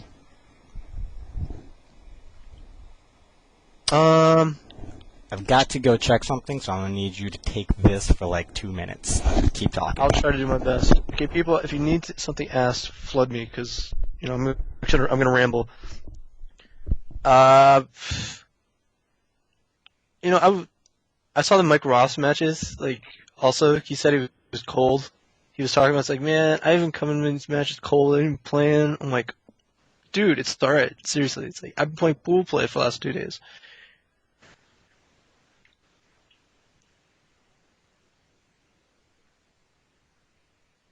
Yeah, Combo Fiend was playing Blaze with his ninja tactics. I saw some of that. I saw the 2 matches of his. What happened to Sagat at EVO was like he didn't play his top 8. That's basically what happened, and not a lot of people noticed that off the top of their head, but it was like Akuma, Ryu's, 1 or 2 console characters, aka Cammy, props to Stanford. I knew it was happening. I knew he was going to take that out.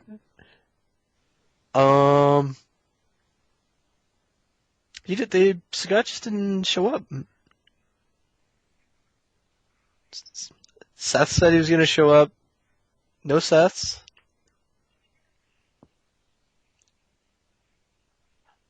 Saturday was a big blur because of the 5-on-5 expo. Like, I already said it earlier, but the 5-on-5 started, relatively good, and then it ended at like 2:30 in the morning, where everybody was like, blah. We were dying.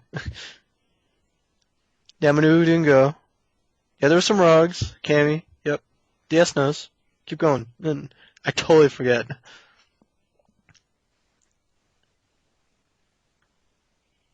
Yeah, we saw some Abel, some Rufus.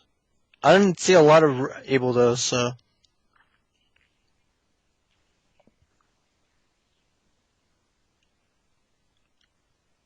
We saw some Sim. Saw some Dalsum in there.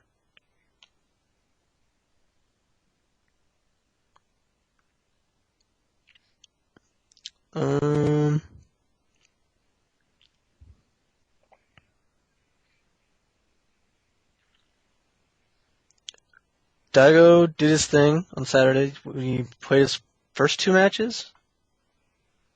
Everybody was drawn in for that, definitely, being Daigo. Rockstar. I'll talk about the end of my pool. Murphy Gator and I basically got to our pool 9 was run ridiculously fast. Yeah, so no, I was just telling him about my pool and how we got to like half the bracket in like within an hour. Oh, nice. And I almost got out in losers, but Murphy Gator pulled it out with Guile at the end, which would be nice. First Evo, get out into losers and qualify, which would have been kind of fun. Didn't happen.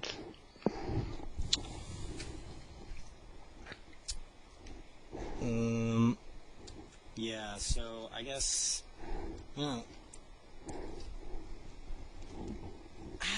can't really remember what I saw in that fight except Justin kind of looking for a way in and then realizing that it was hard. I don't know. He kind of stuck to his guns. He stuck to his style.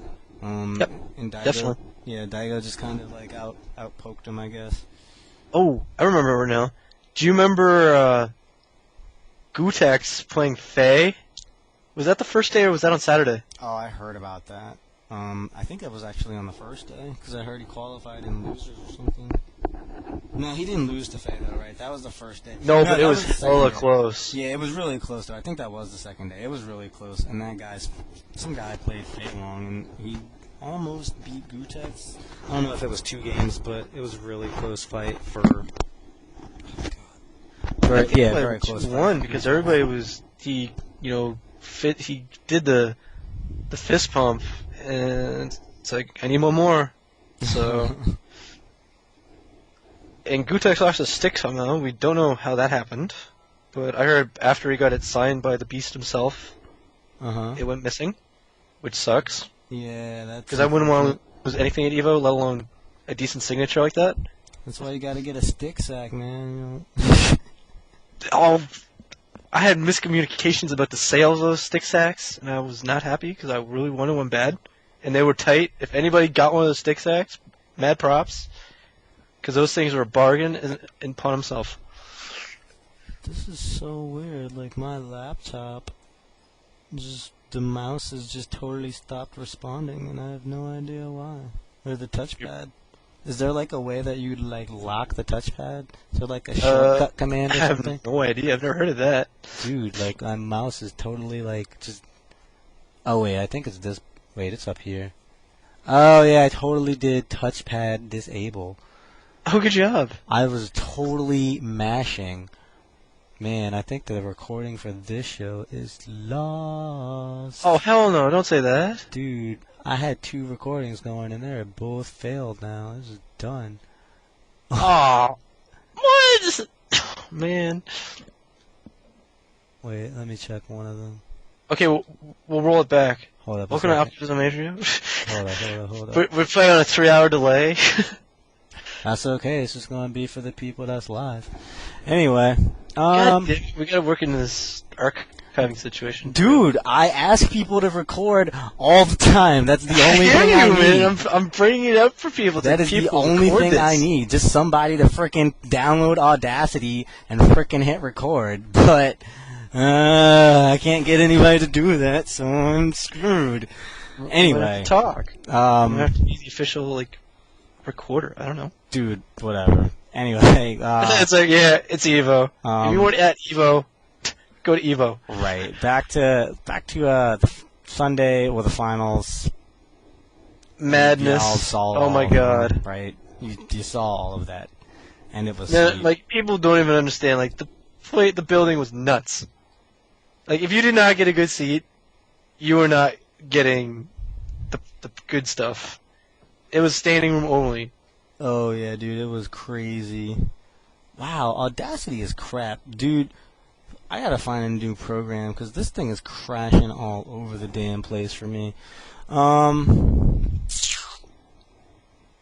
You saw all the finals, so I don't really have. I can't. There's. What do I need to say about that? It was crazy. You had prime seating in a nice taped off area, just like me. Yeah, I had a pretty good seat, but maybe next year we'll have some bigger projectors or something else like that. Yeah, that screen was an issue from day one. I think no one was happy about that. They said they could have made it bigger, and there were bigger ones available. Oh, really? I think that's what I was told. When they were setting up the TVs on Thursday, remember before the party? That big long thing. There was I forget who it was. I think it was Ink or Ponder. But I was like, can we get this bigger? And they were talking about it, and it kind of fizzled from there. But it's yeah, we get bigger. But I don't know if we can get it up there in time. I'm like, let's do it, frig. Huh? That sucks.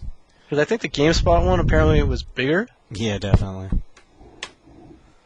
Oh well, I don't know. Everybody in there still seemed pretty hyped, so I guess they saw what they needed to see. Oh, did you even stand up to see who was behind? How many people were behind you? I would turn around and look back every once in a while, and I was just like, "Oh my god!" I mean, okay, that little those little square rows that were behind you. That was think if no one was in there, right? You know how they had the chair set up. Mm-hmm. Okay, that whole wall was covered down the whole side. Okay. That square area, between that little area between the TVs where the pools were and those chairs, you couldn't get through there. Yeah, it was ridiculous. The chairs were packed. People were bringing in more chairs. People were bringing in chairs, man. There was 2 dudes that tried to block, how the middle was, where staff and people were able to go in the middle. People were bringing bar stools and propping them in front of us, and people were like, "Yo, you got to get that out of here, man. We got view. We need to get our view." Are you serious? The staff. I'm not lying. People in the back were getting chairs. They were bringing in more chairs from the back. Dude, somebody's recording. Oh my god. Oh my god, that is so awesome. I can't recording. believe it. Whoever got that. Wow, you have Smash it. no idea how good I feel. That is like the most gratifying thing. Thank you. Anyway. It's just in the thread. It's all good. That is fucking awesome. Thanks to Scrub Dude. Scrub Boy. That's his Dude is actual like name. VIP. I'm not calling him a scrub. His name is... He's upgraded. Oh my god. That is just awesome. Anyway. So, yeah, we're finals. It's mad crazy in the building. Dude, like, the energy in that room was just... I keep talking about it, but I can't articulate. I can't articulate. You were there, and you know how, like, insane it was. Like, you know what I love about a Street Fighter crowd? People know what's going on, right? And this is the thing that's always been the thing that's kept me coming back. Like, ECC used to be a tournament for me, like one of my favorite tournaments, just because like I love Marvel and it was so close, and like it was this like specific gathering of this like really really specific crowd, like collective minds. Right, yeah, like it was like these 100 people, they were gonna be there every year. Like I would just think about everyone like traversing the map, and you see like these like red dots, like everybody's pointing in this little like butt crack town in New Jersey, right? But like everybody has this like specific like mind, right? Like everybody knows Marvel. It's like Marvel. That's what that weekend was about. Marvel, son. And like right, like everybody's crowded around this big the showcase cabinet, but it's like shoulder to shoulder. There's not enough room there, but everybody like wants to see this. Everybody knows like the like setups. You know, everybody knows like the resets. Everybody gets crazy when they see like big damage or when they see like a hot reset all at once, you know, all in unison. It's like nobody has to like turn and say like what's going on, right? Like that's crazy. And you know what's crazy about now is like Street Fighter 4 is kind of like it's so much more spectator friendly that you don't have to really like even people that were just coming in from outside, you know, they would ask like who's playing and what is this, like, you know, like you guys don't know. People from Vegas came in like straight up. Like I had someone come up to me after the stream and say, hey man, after the thing was over, and say, hey man, good job on the stream. And I'm like, well, you know, like, good job on the stream, dude, you're here, like, how were you watching the stream? And he was like, I live in Vegas and I came down here because I was watching the stream. I'm like, what? Like, yeah, like people were just popping in, you know, and you have no idea how many people I had in just like the elevators. Oh, yeah? You know, because I was holding my stick, carrying around my TE or whatever, and it's like, what's that? It's like, oh, we're here for this, you know, Street Fighter thing. It's like, Street Fighter? Where's that at? And it's like, yo, go down this way to the ballroom or wherever. There's like a couple thousand people if you want to, you know, just go check it. Spectating is free. Nice. It's like, and they're like, oh, we're going to go check. And I saw them, like, later, you know? When you said Street Fighter, did they know you meant video game Street Fighter? Or did they Yeah, because I was like, you know, because you were holding your arcade stick. Girlfriend was like, oh, we play that. Really? And I'm like, oh, I'm kidding. I'm not even lying, man. I had chicks come up to me, guys, older people. That's crazy. You know? You were like the EVO advocate. You were like bringing people in. I was networking like crazy. That's sweet. Yeah. So we had like people that were just coming in, and you know, they'd be like, who is this? And they're like, oh, okay, this is East Coast, West Coast. You know, this is the USA, Japan. But after that, they were able to just get into it, because you can see when somebody does uppercut dash ultra, what's happening. You know, like you know that somebody's getting popped for some big damage. You can see during an ultra flash. So you know, it's kind of some of those things that at first they seem kind of like, I mean, these are maybe things that you weren't a fan of at first. Sometimes you kind of see maybe like the design, like the ultra screens, they take a long time, but that means that you know what's happening during them. Yeah, you the know? flash is coming. Right, It's like someone's getting hit. Yeah, like El Fuerte jumps and stands on your shoulders for a second, right? And then you point to the sky. Right, but he points at the sky, and then he flips you over, and then there's a big close-up of him, so you know what just happened. You know that he just flipped the hell out of you, and then you saw, like, some big damage, you know? So that's... I don't know, man. Street Fighter 4, it's doing the damn thing. We I have agree. 23,000 people watching Justin Daigo live. What can we say? Thanks, guys. And it wasn't in a hotel room.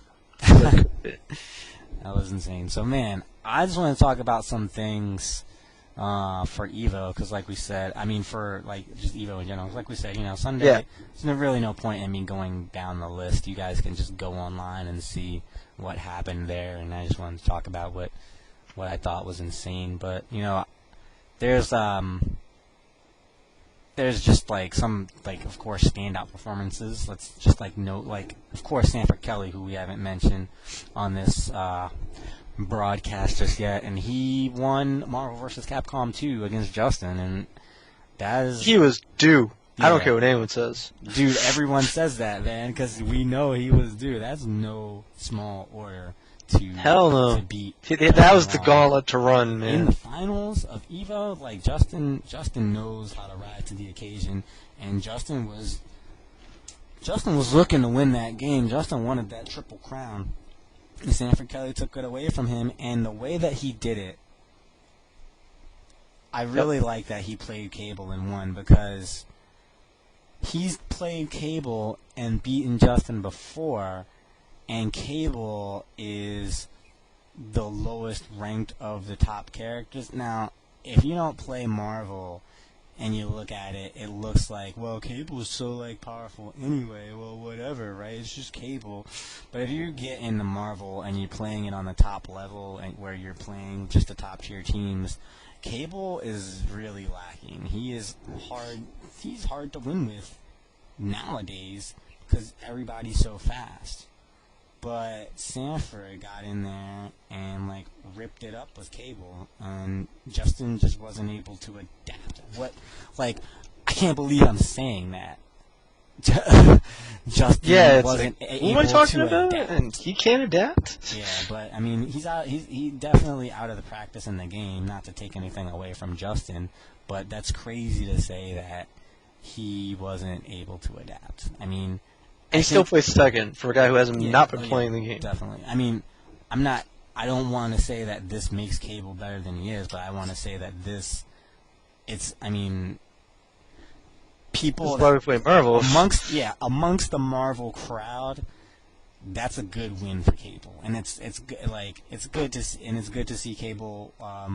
The last time we saw, like, a few good Cables, I think, was the year where we had Duck versus Sanford, and Rodolfo did really well. But I don't think that Sanford played Cable that year. Now, I'm hearing from the chat room, Justin didn't switch teams, and if Justin had switched to Magneto, then what would have happened? But I asked Justin specifically about that, because I said on the stream, Justin will usually play Rotron in this situation, I think, because he likes to have Cable in his Cable. But he didn't. Justin said afterwards in the interview, I said, why didn't you play Rotron? He said, I can't do the Magneto Infinite. He's like, that's how far out of the game he was, where he wasn't confident in doing the Magneto Infinite. But Magneto and the Magneto Infinite were not a part of his game. They were more a part of the game that he adopted. Whereas, you know, if Justin is playing Justin style, you know, he's playing his team. You know, he would go to another team, and of course he was strong with Rotron, one of the best Rotrons, Team Skodolfi, Team Rotron, Magneto, Cable, Sentinel on the Rocket Punch. You know, that it's a good team to fight the Team Scrub that Sanford was using, Cable, Storm, Capcom, I guess. But Justin wasn't comfortable in going to Magneto. You know, when Justin played Magneto and it was one of his teams, it was before the Magneto Infinite came out. So, that was something that he had to learn, which was like kind of like in addition to his like, like natural, like comfortable gameplay. So he went with what he was comfortable with, and he said that it was smart for him to go to Cable because, I wasn't really ready to fight Cable with my team. And, I said, I thought you would have picked Rotron. I can't do the infinite, so not confident in that. He played his game. Sanford played his game and got the best of him. Really, really stellar finals. So Sanford doing that, and, like you said, long overdue. And then coming out in Street Fighter 4. And the thing that I want to say about Sanford, what he told me the night before the Street Fighter 4 the Street Fighter 4 top 8 after he qualified, which really was a surprise anyway for him to qualify, because somebody was yelling in the crowd for Cable. That's the New York people kind of always yell for him to bring out Cable when he's fighting Justin. Oh no, he will after like a set or something, and it usually does him well. So he walked up to me and he says, I have to play Dan tomorrow. I'm like, okay. And he says, I think I'm going to play Cammy on him, right? And he's like, he's so confident, right? But like, not really overly confident, but like fired up. He's like, I'm going to play Cammy on him. And then he's like, I like that fight. I know the Shotos. If I knock him down once, I'm good. I like me. And then he said, then he corrected himself. He said, like, not a knock. He said, we didn't even say not a knockdown, but he corrected himself. He said, one back throw, or like one like hooligan throw or something. And he's like, then I think it was a back throw. Right. And he says, like, after that, I'm gonna cross him up, or I'm gonna do like short jab, short cannon drill, and then I'm gonna go and I'm gonna dive kick him, cross up dive kick, and then a short jab, and I'm gonna like dive kick, and then I'm gonna like knock him down, and I'm gonna go do it again, but I'm gonna like walk in and walk out because he thinks I'm gonna throw him, right? And he like describes this whole series of mix-ups that he's gonna do, like 8 branches, like 8 branches long. Like he tells me exactly what he's gonna do on Saturday, and I'm like, okay, like, sounds good, sounds hot, yeah,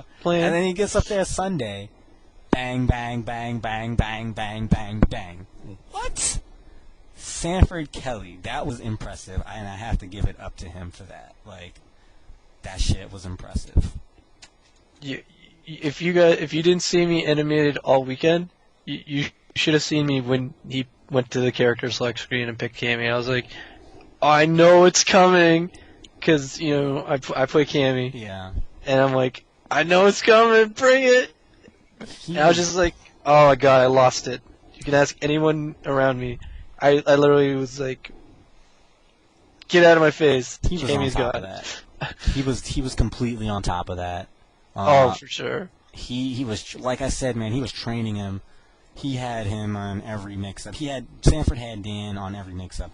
Hey, this is AlphaISM Radio. I'm Ski Sonic, your host. I'm here with Toshin. We're just doing our little rehash on EVO, talking about Sunday right now.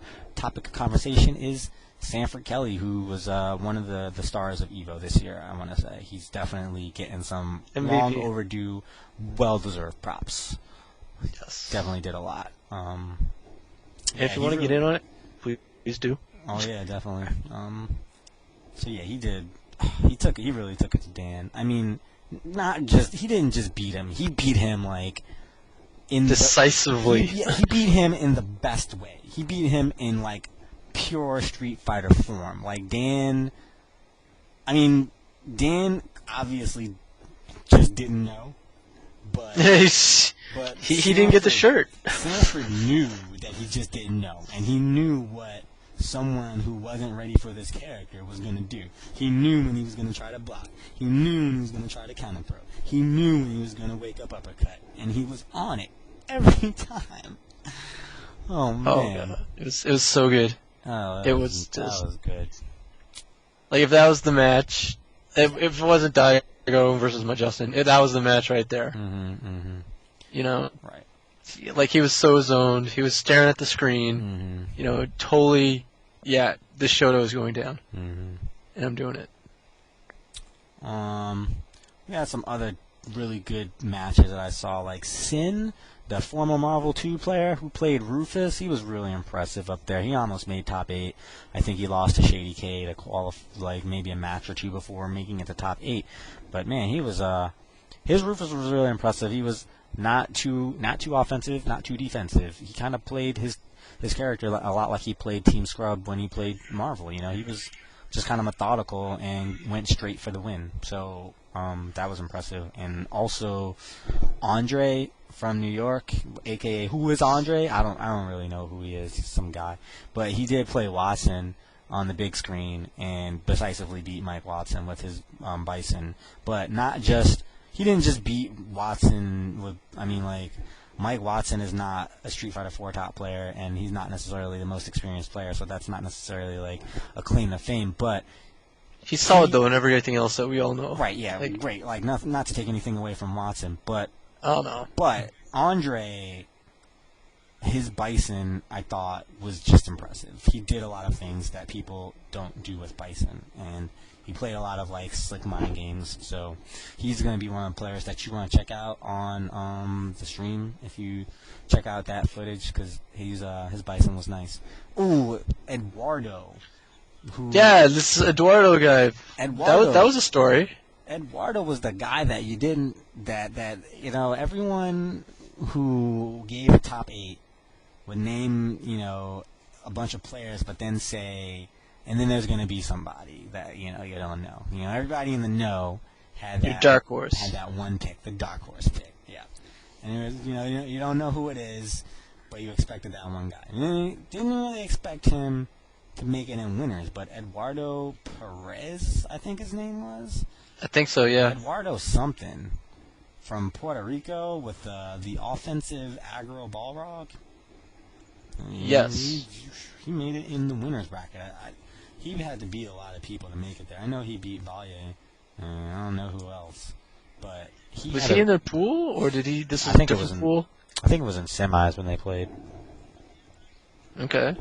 But that guy's Balrog had a style that you don't really see with a lot of other Balrogs, just because he was confined to play really, really safe offensive games and frustrate his opponent in an offensive manner.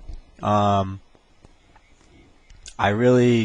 was impressed with just his like presence of mind, because like he didn't do anything especially complicated.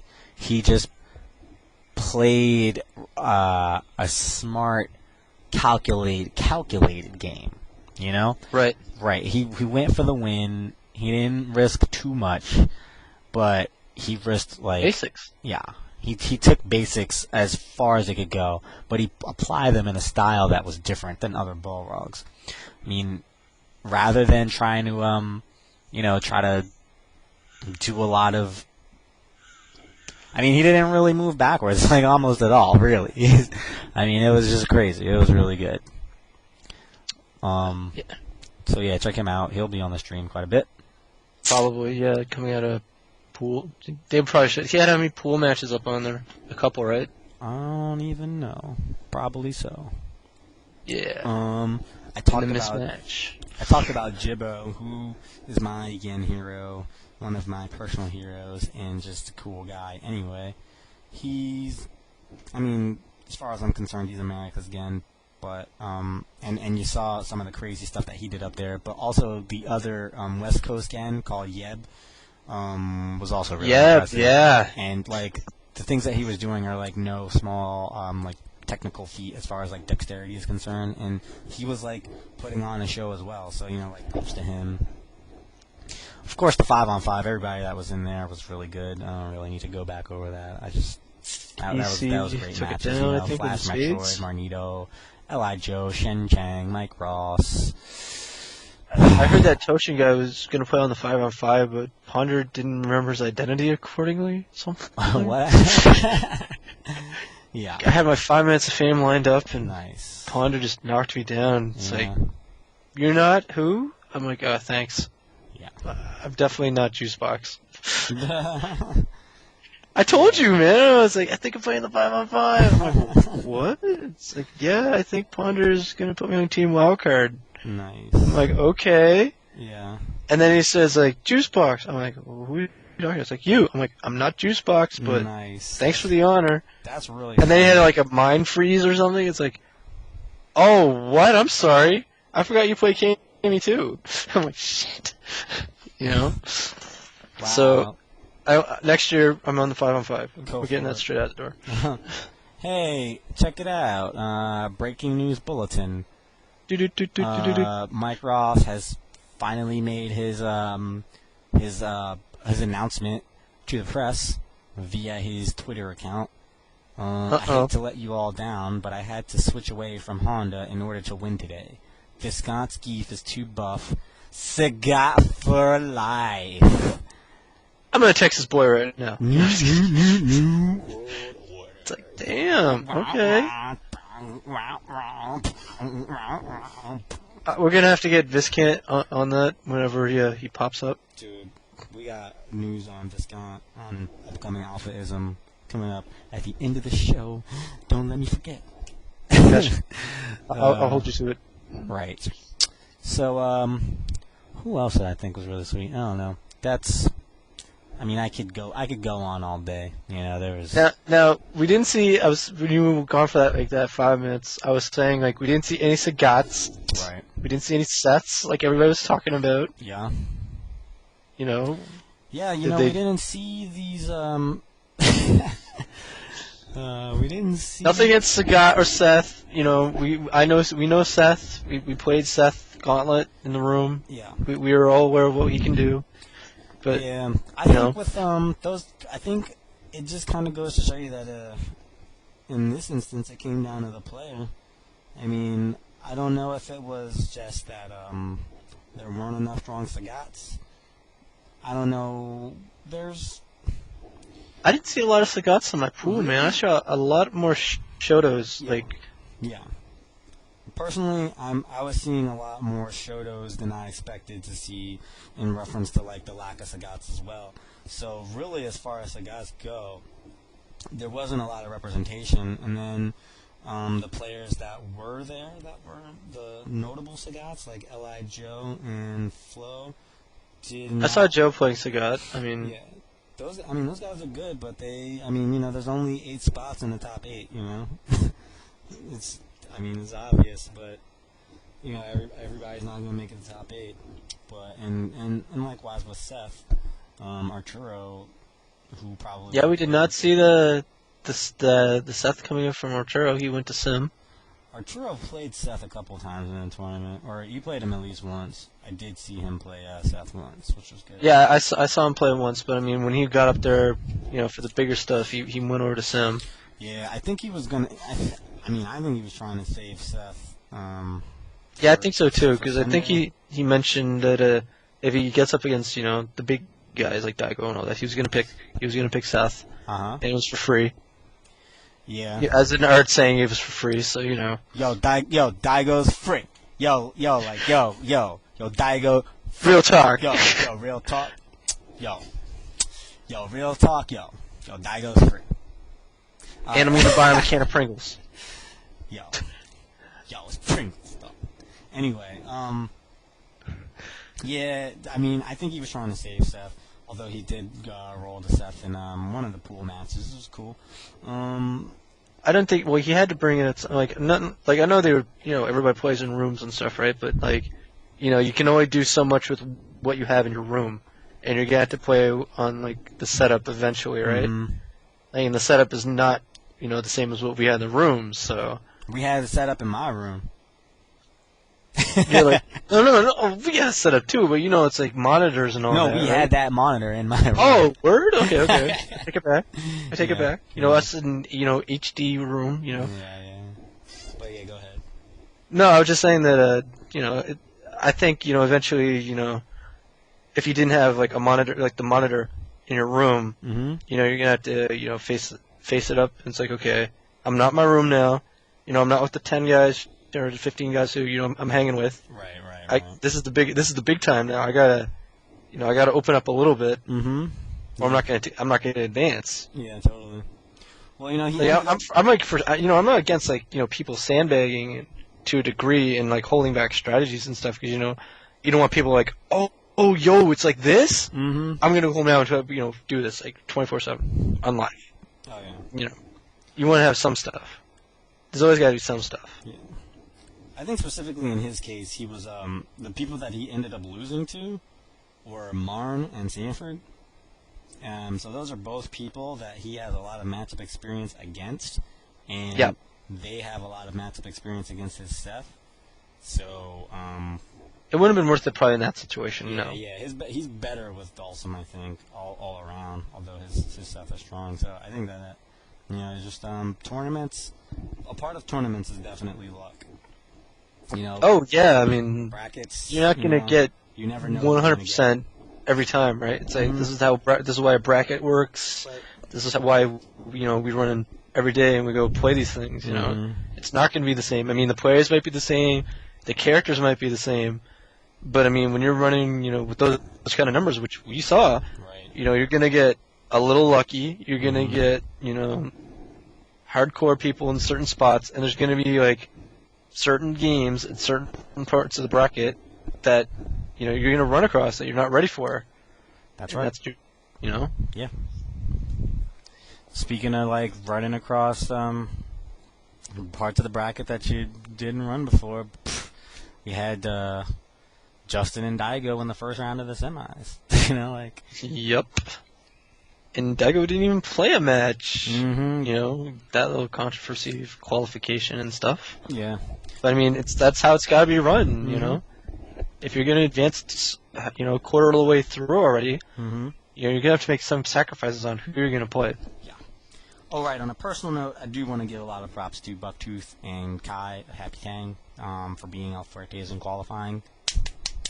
Very good job. Tostada claps for you guys. Tostita. Right. Anyway, Justin and Daigo, of course, probably the two real MVPs of EVO, aside from Sanford. I mean, Sanford also won a tournament. But these guys gave us the biggest show of EVO. Of course, Edma's a great player, too, third place in Street Fighter 4. A little disappointed in his switch to Zangief on Justin. I thought that was a little bit out of character. What was it that one weird round that everybody's like, he's like, switched? What? I'm really surprised that he went to Zangief at that point in the tournament, especially. Like, that I thought was a rare folly from Edma, to go to Zangief, who I don't know how much experience he has with Zangief. He's probably been practicing him, and he was probably ready for that with a counter pick. But at that point, man, you're already third place in the tournament, dog. Just play a game, right? That's how I felt about it. To try to go and take it's not like Zangief beats Rufus Omega free. It only happens if Rufus is silly and tries to dive kick all over him, which it's Justin Wong. Do you really think that he's gonna be silly? It's Justin Wong. So I thought that was really, really uncharacteristic of Edma, and I mean, didn't pay off for him. So probably won't see something like that from him again in the future. But guy's an incredible player for sure. And at the same time, I mean, take anything away from him. It was already documented, but on the flip side, I mean, Justin played one with Abel, figured it's not going to be, but this isn't worth it, and then went to Boxer or Barlog or whatever, and it's like, I don't think a lot of people saw that coming. I don't even think Justin saw that coming, to be honest with you. That guy, I mean, to me, I know that he had been planning to pick Abel for months against Daigo. And he said that right after the GameStop tournament. He was like, well, I had to play Rufus. And I feel like in the tournament setting, I probably wouldn't pick Rufus. I don't really like him versus Daigo. And Justin's always been the kind of guy that picks his team based on the other guy as a player. So, he said, I'll probably pick Abel. So he went ahead with Abel. But when he I felt like when I talked to him a bit in the past, he was a little bit shaky on the Abel choice coming up into EVO. But he went ahead and went with Abel, and it didn't really pay off for him. Didn't work out. So he played that one game with him, but I feel like he didn't even necessarily really want to play that game with Abel, but he didn't know what else he wanted to do. So after losing that one, he kind of meandered on the character select screen a little while, kind of thought about it, and I know that he had thought about playing Balrog in the past against him, and they had some cheers from the crowd to pick Balrog against him, and he had some other advice from Marnito, who actually felt like their style of Balrog would work well against him. So there was a lot of a lot of mental cues or whatever that were going into his decision right there, and it's crazy how well that worked out for him. He went with Balrog, and he turned into a different player. When he went with the level of footsies that he displayed with Balrog were out of this world. I mean, the one point when I just kind of flipped out on the screen and Seth made me calm down because he just walked right up into Daigo's low forward range, or just just outside of it, and just kind of stood there and just walked in and out, in and out, in and out, and then Daigo put the foot out right when he walked out, and then BOOM! Stand roundhouse, caught that low forward on the recovery, totally on reaction. That's being in the zone. That was the exemplary moment of high level, just impeccable play right there. Well, also, at the same time, not take away from the match and everything, but I mean, also I was thinking because of everything else going also around in other rooms and stuff, right? And Justin probably being around that kind of stuff, he was probably getting a good feel for other people's boxers versus Ryu. Mm-hmm. So, I mean, he could have been sponging info. Just it's this will work, and this is what he does against this, and not taking away that he probably might have been talking about doing it already. No, I wish he had it, but I know he wasn't. I know that he wasn't, dude. He was not. I can tell that he did not know that he was going to pick Balrog before he picked Balrog. No, probably not. But I'm just, I'm just saying, he probably saw some stuff. Yeah. On the side, you get to maybe. You use the old Sharingan, as it were. The Sharingan. Yeah. Pull out some Ragno Jitsu and. Yeah, dude, it was good. It was good. It was a good. It was good, man. It just hurt me to not see him not win. I was really pulling for him, and. Well, this comes into the other effect. It's are we gonna have the Justin effect that we all know and love, because he's up there, right, and his accolades speak for himself, or are we gonna see the Beast come in and do his thing, because he's Mr. Ice in everything else that he does, regardless. Dude, yeah, Japan counters Justin effect. They're immune. They have Justin effect immunity. That's what's unfortunate, because he was making that comeback, but then Daigo tapped 2 mana and he's I'm immune. I just need to win this. I've got an extra bar. Yeah. And my meter is better than your meter, or something. That's what it goes with Justin in these fights a lot. But man, that actually makes me feel bad, personally, because it makes me feel damn, we're not good enough to train Justin to be good enough to beat Daigo, because Daigo doesn't even win every match in Japan, and Justin. No, that's the thing. Yeah, it's we know he's good, but he's not the end all of Street Fighter. Yeah, he's not the end all be all. He's not godlike in Street Fighter 4. But over here, Justin really doesn't lose any matches in Street Fighter 4. And of course, there's the regional differences, geographic differences, distance, and everything. Fine, but it just at the end of the day, it just makes me feel a little bit bad. I mean, I'm from the East Coast, so of course, it's going to be a little bit personal for me. But I'm just damn, Daigo has He's played Balrog before. You know, he's played all of these before, and it's like crazy that Justin was even able to pull out to play a style of Balrog that Daigo wasn't even able to adapt to. That's like such a testament to Justin. I'm like, damn, like we gotta push him. You know, like what? We gotta find a level. How can he do it without any comp? You know, it's so much more for him to even be at the level that he is. You know, so and not just Justin. You know, not just Justin. But it always seems to come down to Justin versus Japan. There's other people versus Japan, you know, Choi versus Japan, Valle versus Japan.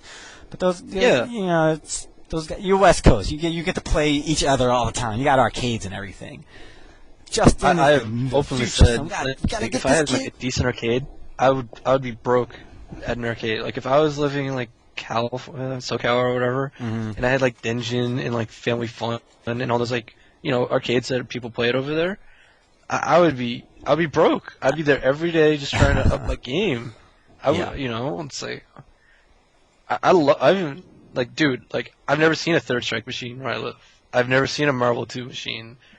I don't see these things because arcades here are like next to nil, and we don't got that stuff. Mm-hmm. So and I've told you before, it's like if I don't have a console game and live, all right, I don't get people. I found people now. Mm-hmm. But I mean, it's gonna take some time for me to make associations and stuff to up my game, which is what I want. I want to get better. Yeah. Gotta just find some people, man, and just gotta get at it. I do, yeah. I think Alex and stuff has come out in here before. It's like make a scene, get people. Yeah. I'm trying. So.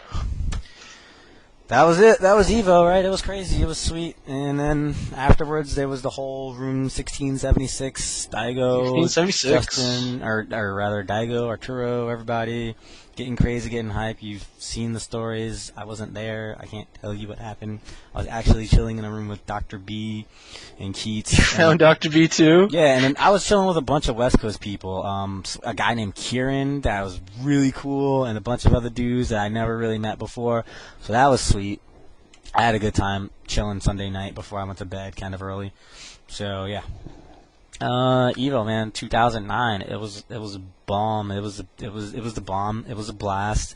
It was like everything that you would have ever wanted from EVO. Like the other EVOs, you would walk away like, oh, there was maybe something, but this one was, I don't know. I think it was pretty good. It's something special about it where like the good so like dwarfed like anything that was like a low light. Like I told you guys, I was salty as hell. I was so salty. Like I was walking around straight salty. I was looking for Mike Ross just to like cheer me up because that's how like that guy. That's how great of a guy that he is. I was like, man, I just gotta go talk to Mike Ross because I'm so salty right now. Were you trying to find Ross or Star Slayer? hard.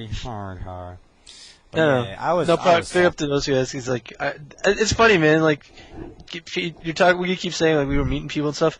I was just, mentioning my name. And I'm like, oh, what? It's like I met so many people. Like, even though I lost, and we were all there for the games, I met so many people, man. Like the social side was just way too good for me. I got like numbers. People knew who I am now. I got names to faces. Like me and you met. Yeah. Oh man, I hung out with Callie, Sean, and Jaha, and if I didn't give you guys shout-outs, I wouldn't be right. So, there's that. Is this post-gambling Callie, Sean, or... Because he was salty after that happened. No, it was before that. He was still playing before the salt came out. Oh, God. It's like, how you doing? It's like, yo, I'm down. I'm like, what? And I'm not giving you numbers out of respect for... being in Vegas, but like he was like, "Yo, I'm down money. Shut up." Nice.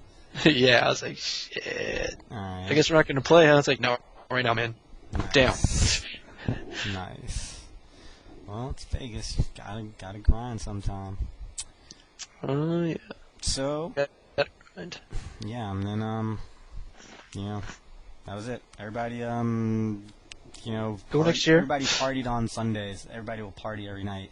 It's a party, and it's video games, and it's sweet. You will never not find competition. something to do. Yeah, I'll it's a tell party, you guys straight it's up. competition, and it's social too. So, like, I mean, it's pretty sweet right now. Just go hang out.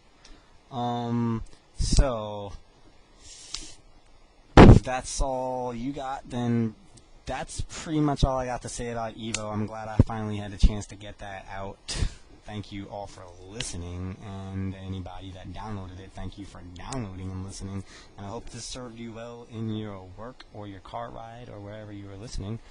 P3 I would related like device. to say, now take a minute to brief you Shout all out. that are listening on my next show, which will be Sunday, approximately 10 o'clock p.m. Eastern, but I'm going to a tournament or something that day. Kind of tournament. What are you going to? No. I don't know what I'm going to be doing that day, but I might not make it back till maybe 10:30, maybe 11 at the latest, but yeah, we're gonna work that for sure. What are you going to play? What are you playing? Marvel vs. Capcom 2, because that's what my show is going to be about. This is the MVC2 Xbox Live release blowout show. We're going to blow it out on MVC2 strategy, and you can be a part of it if you want, or whatever, if you got any. Yeah, I'm down. I definitely want to get in on this. Yeah. You know. So, I'm going to have... Before you forget, news on Viscant. Yeah, that's what I'm saying. Viscant's going to be on that show. Right? Oh, sweet. All right. Yeah, it's going to be sweet, right? Yes! Yes, it's going to be Get stories about the best. It's going to be totally awesome, because he can talk about Marvel, and I can talk about Marvel. We're going to talk about, like, MSP and Sandthrax and maybe scrub teams, low-tier teams, playing the scrubs, the online version, the DC version, the arcade version, past Marvel, future Marvel. Lots of things. Shoutouts to Duck. He was playing Marvel at Evo. Oh yeah, Duck Doe was there. Setups. Yep. All right, and KOF12 is out, and the netcode sucks. And go post on the Ignition forums and tell them that you want GGPO. And Right. fix your bugs, especially your 772 meg patches. Yeah. Because that's not cool. Right. So Sunday, MVC2, man. I'm here learning. We're gonna talk about it from all angles. So even if you're a beginner, then you probably want to tune in. Even if you played a bit, then you probably want to tune in. If you're godlike, then maybe you want to join. Pass it on to me, the noob. If you know how to play, maybe you want to join in or help guide the conversation. You can do that from the chat room or from from Skype. You can probably call me and just hit me up. Is DS asking to call in? I don't know if that's today or now. I don't know if he is, but the show is about to be over, so there's. Maybe on Sunday. I don't know. We can. I gotta have a limit on that. We'll see. We'll see who we can get up on there. But I'm calling reserve on the noob spot because I will be the noob. All right, cool. Then you got that. All right. I got you a room to sleep in. I gotta have some credit. All right, no doubt. Wait, Jim Rye got me that room.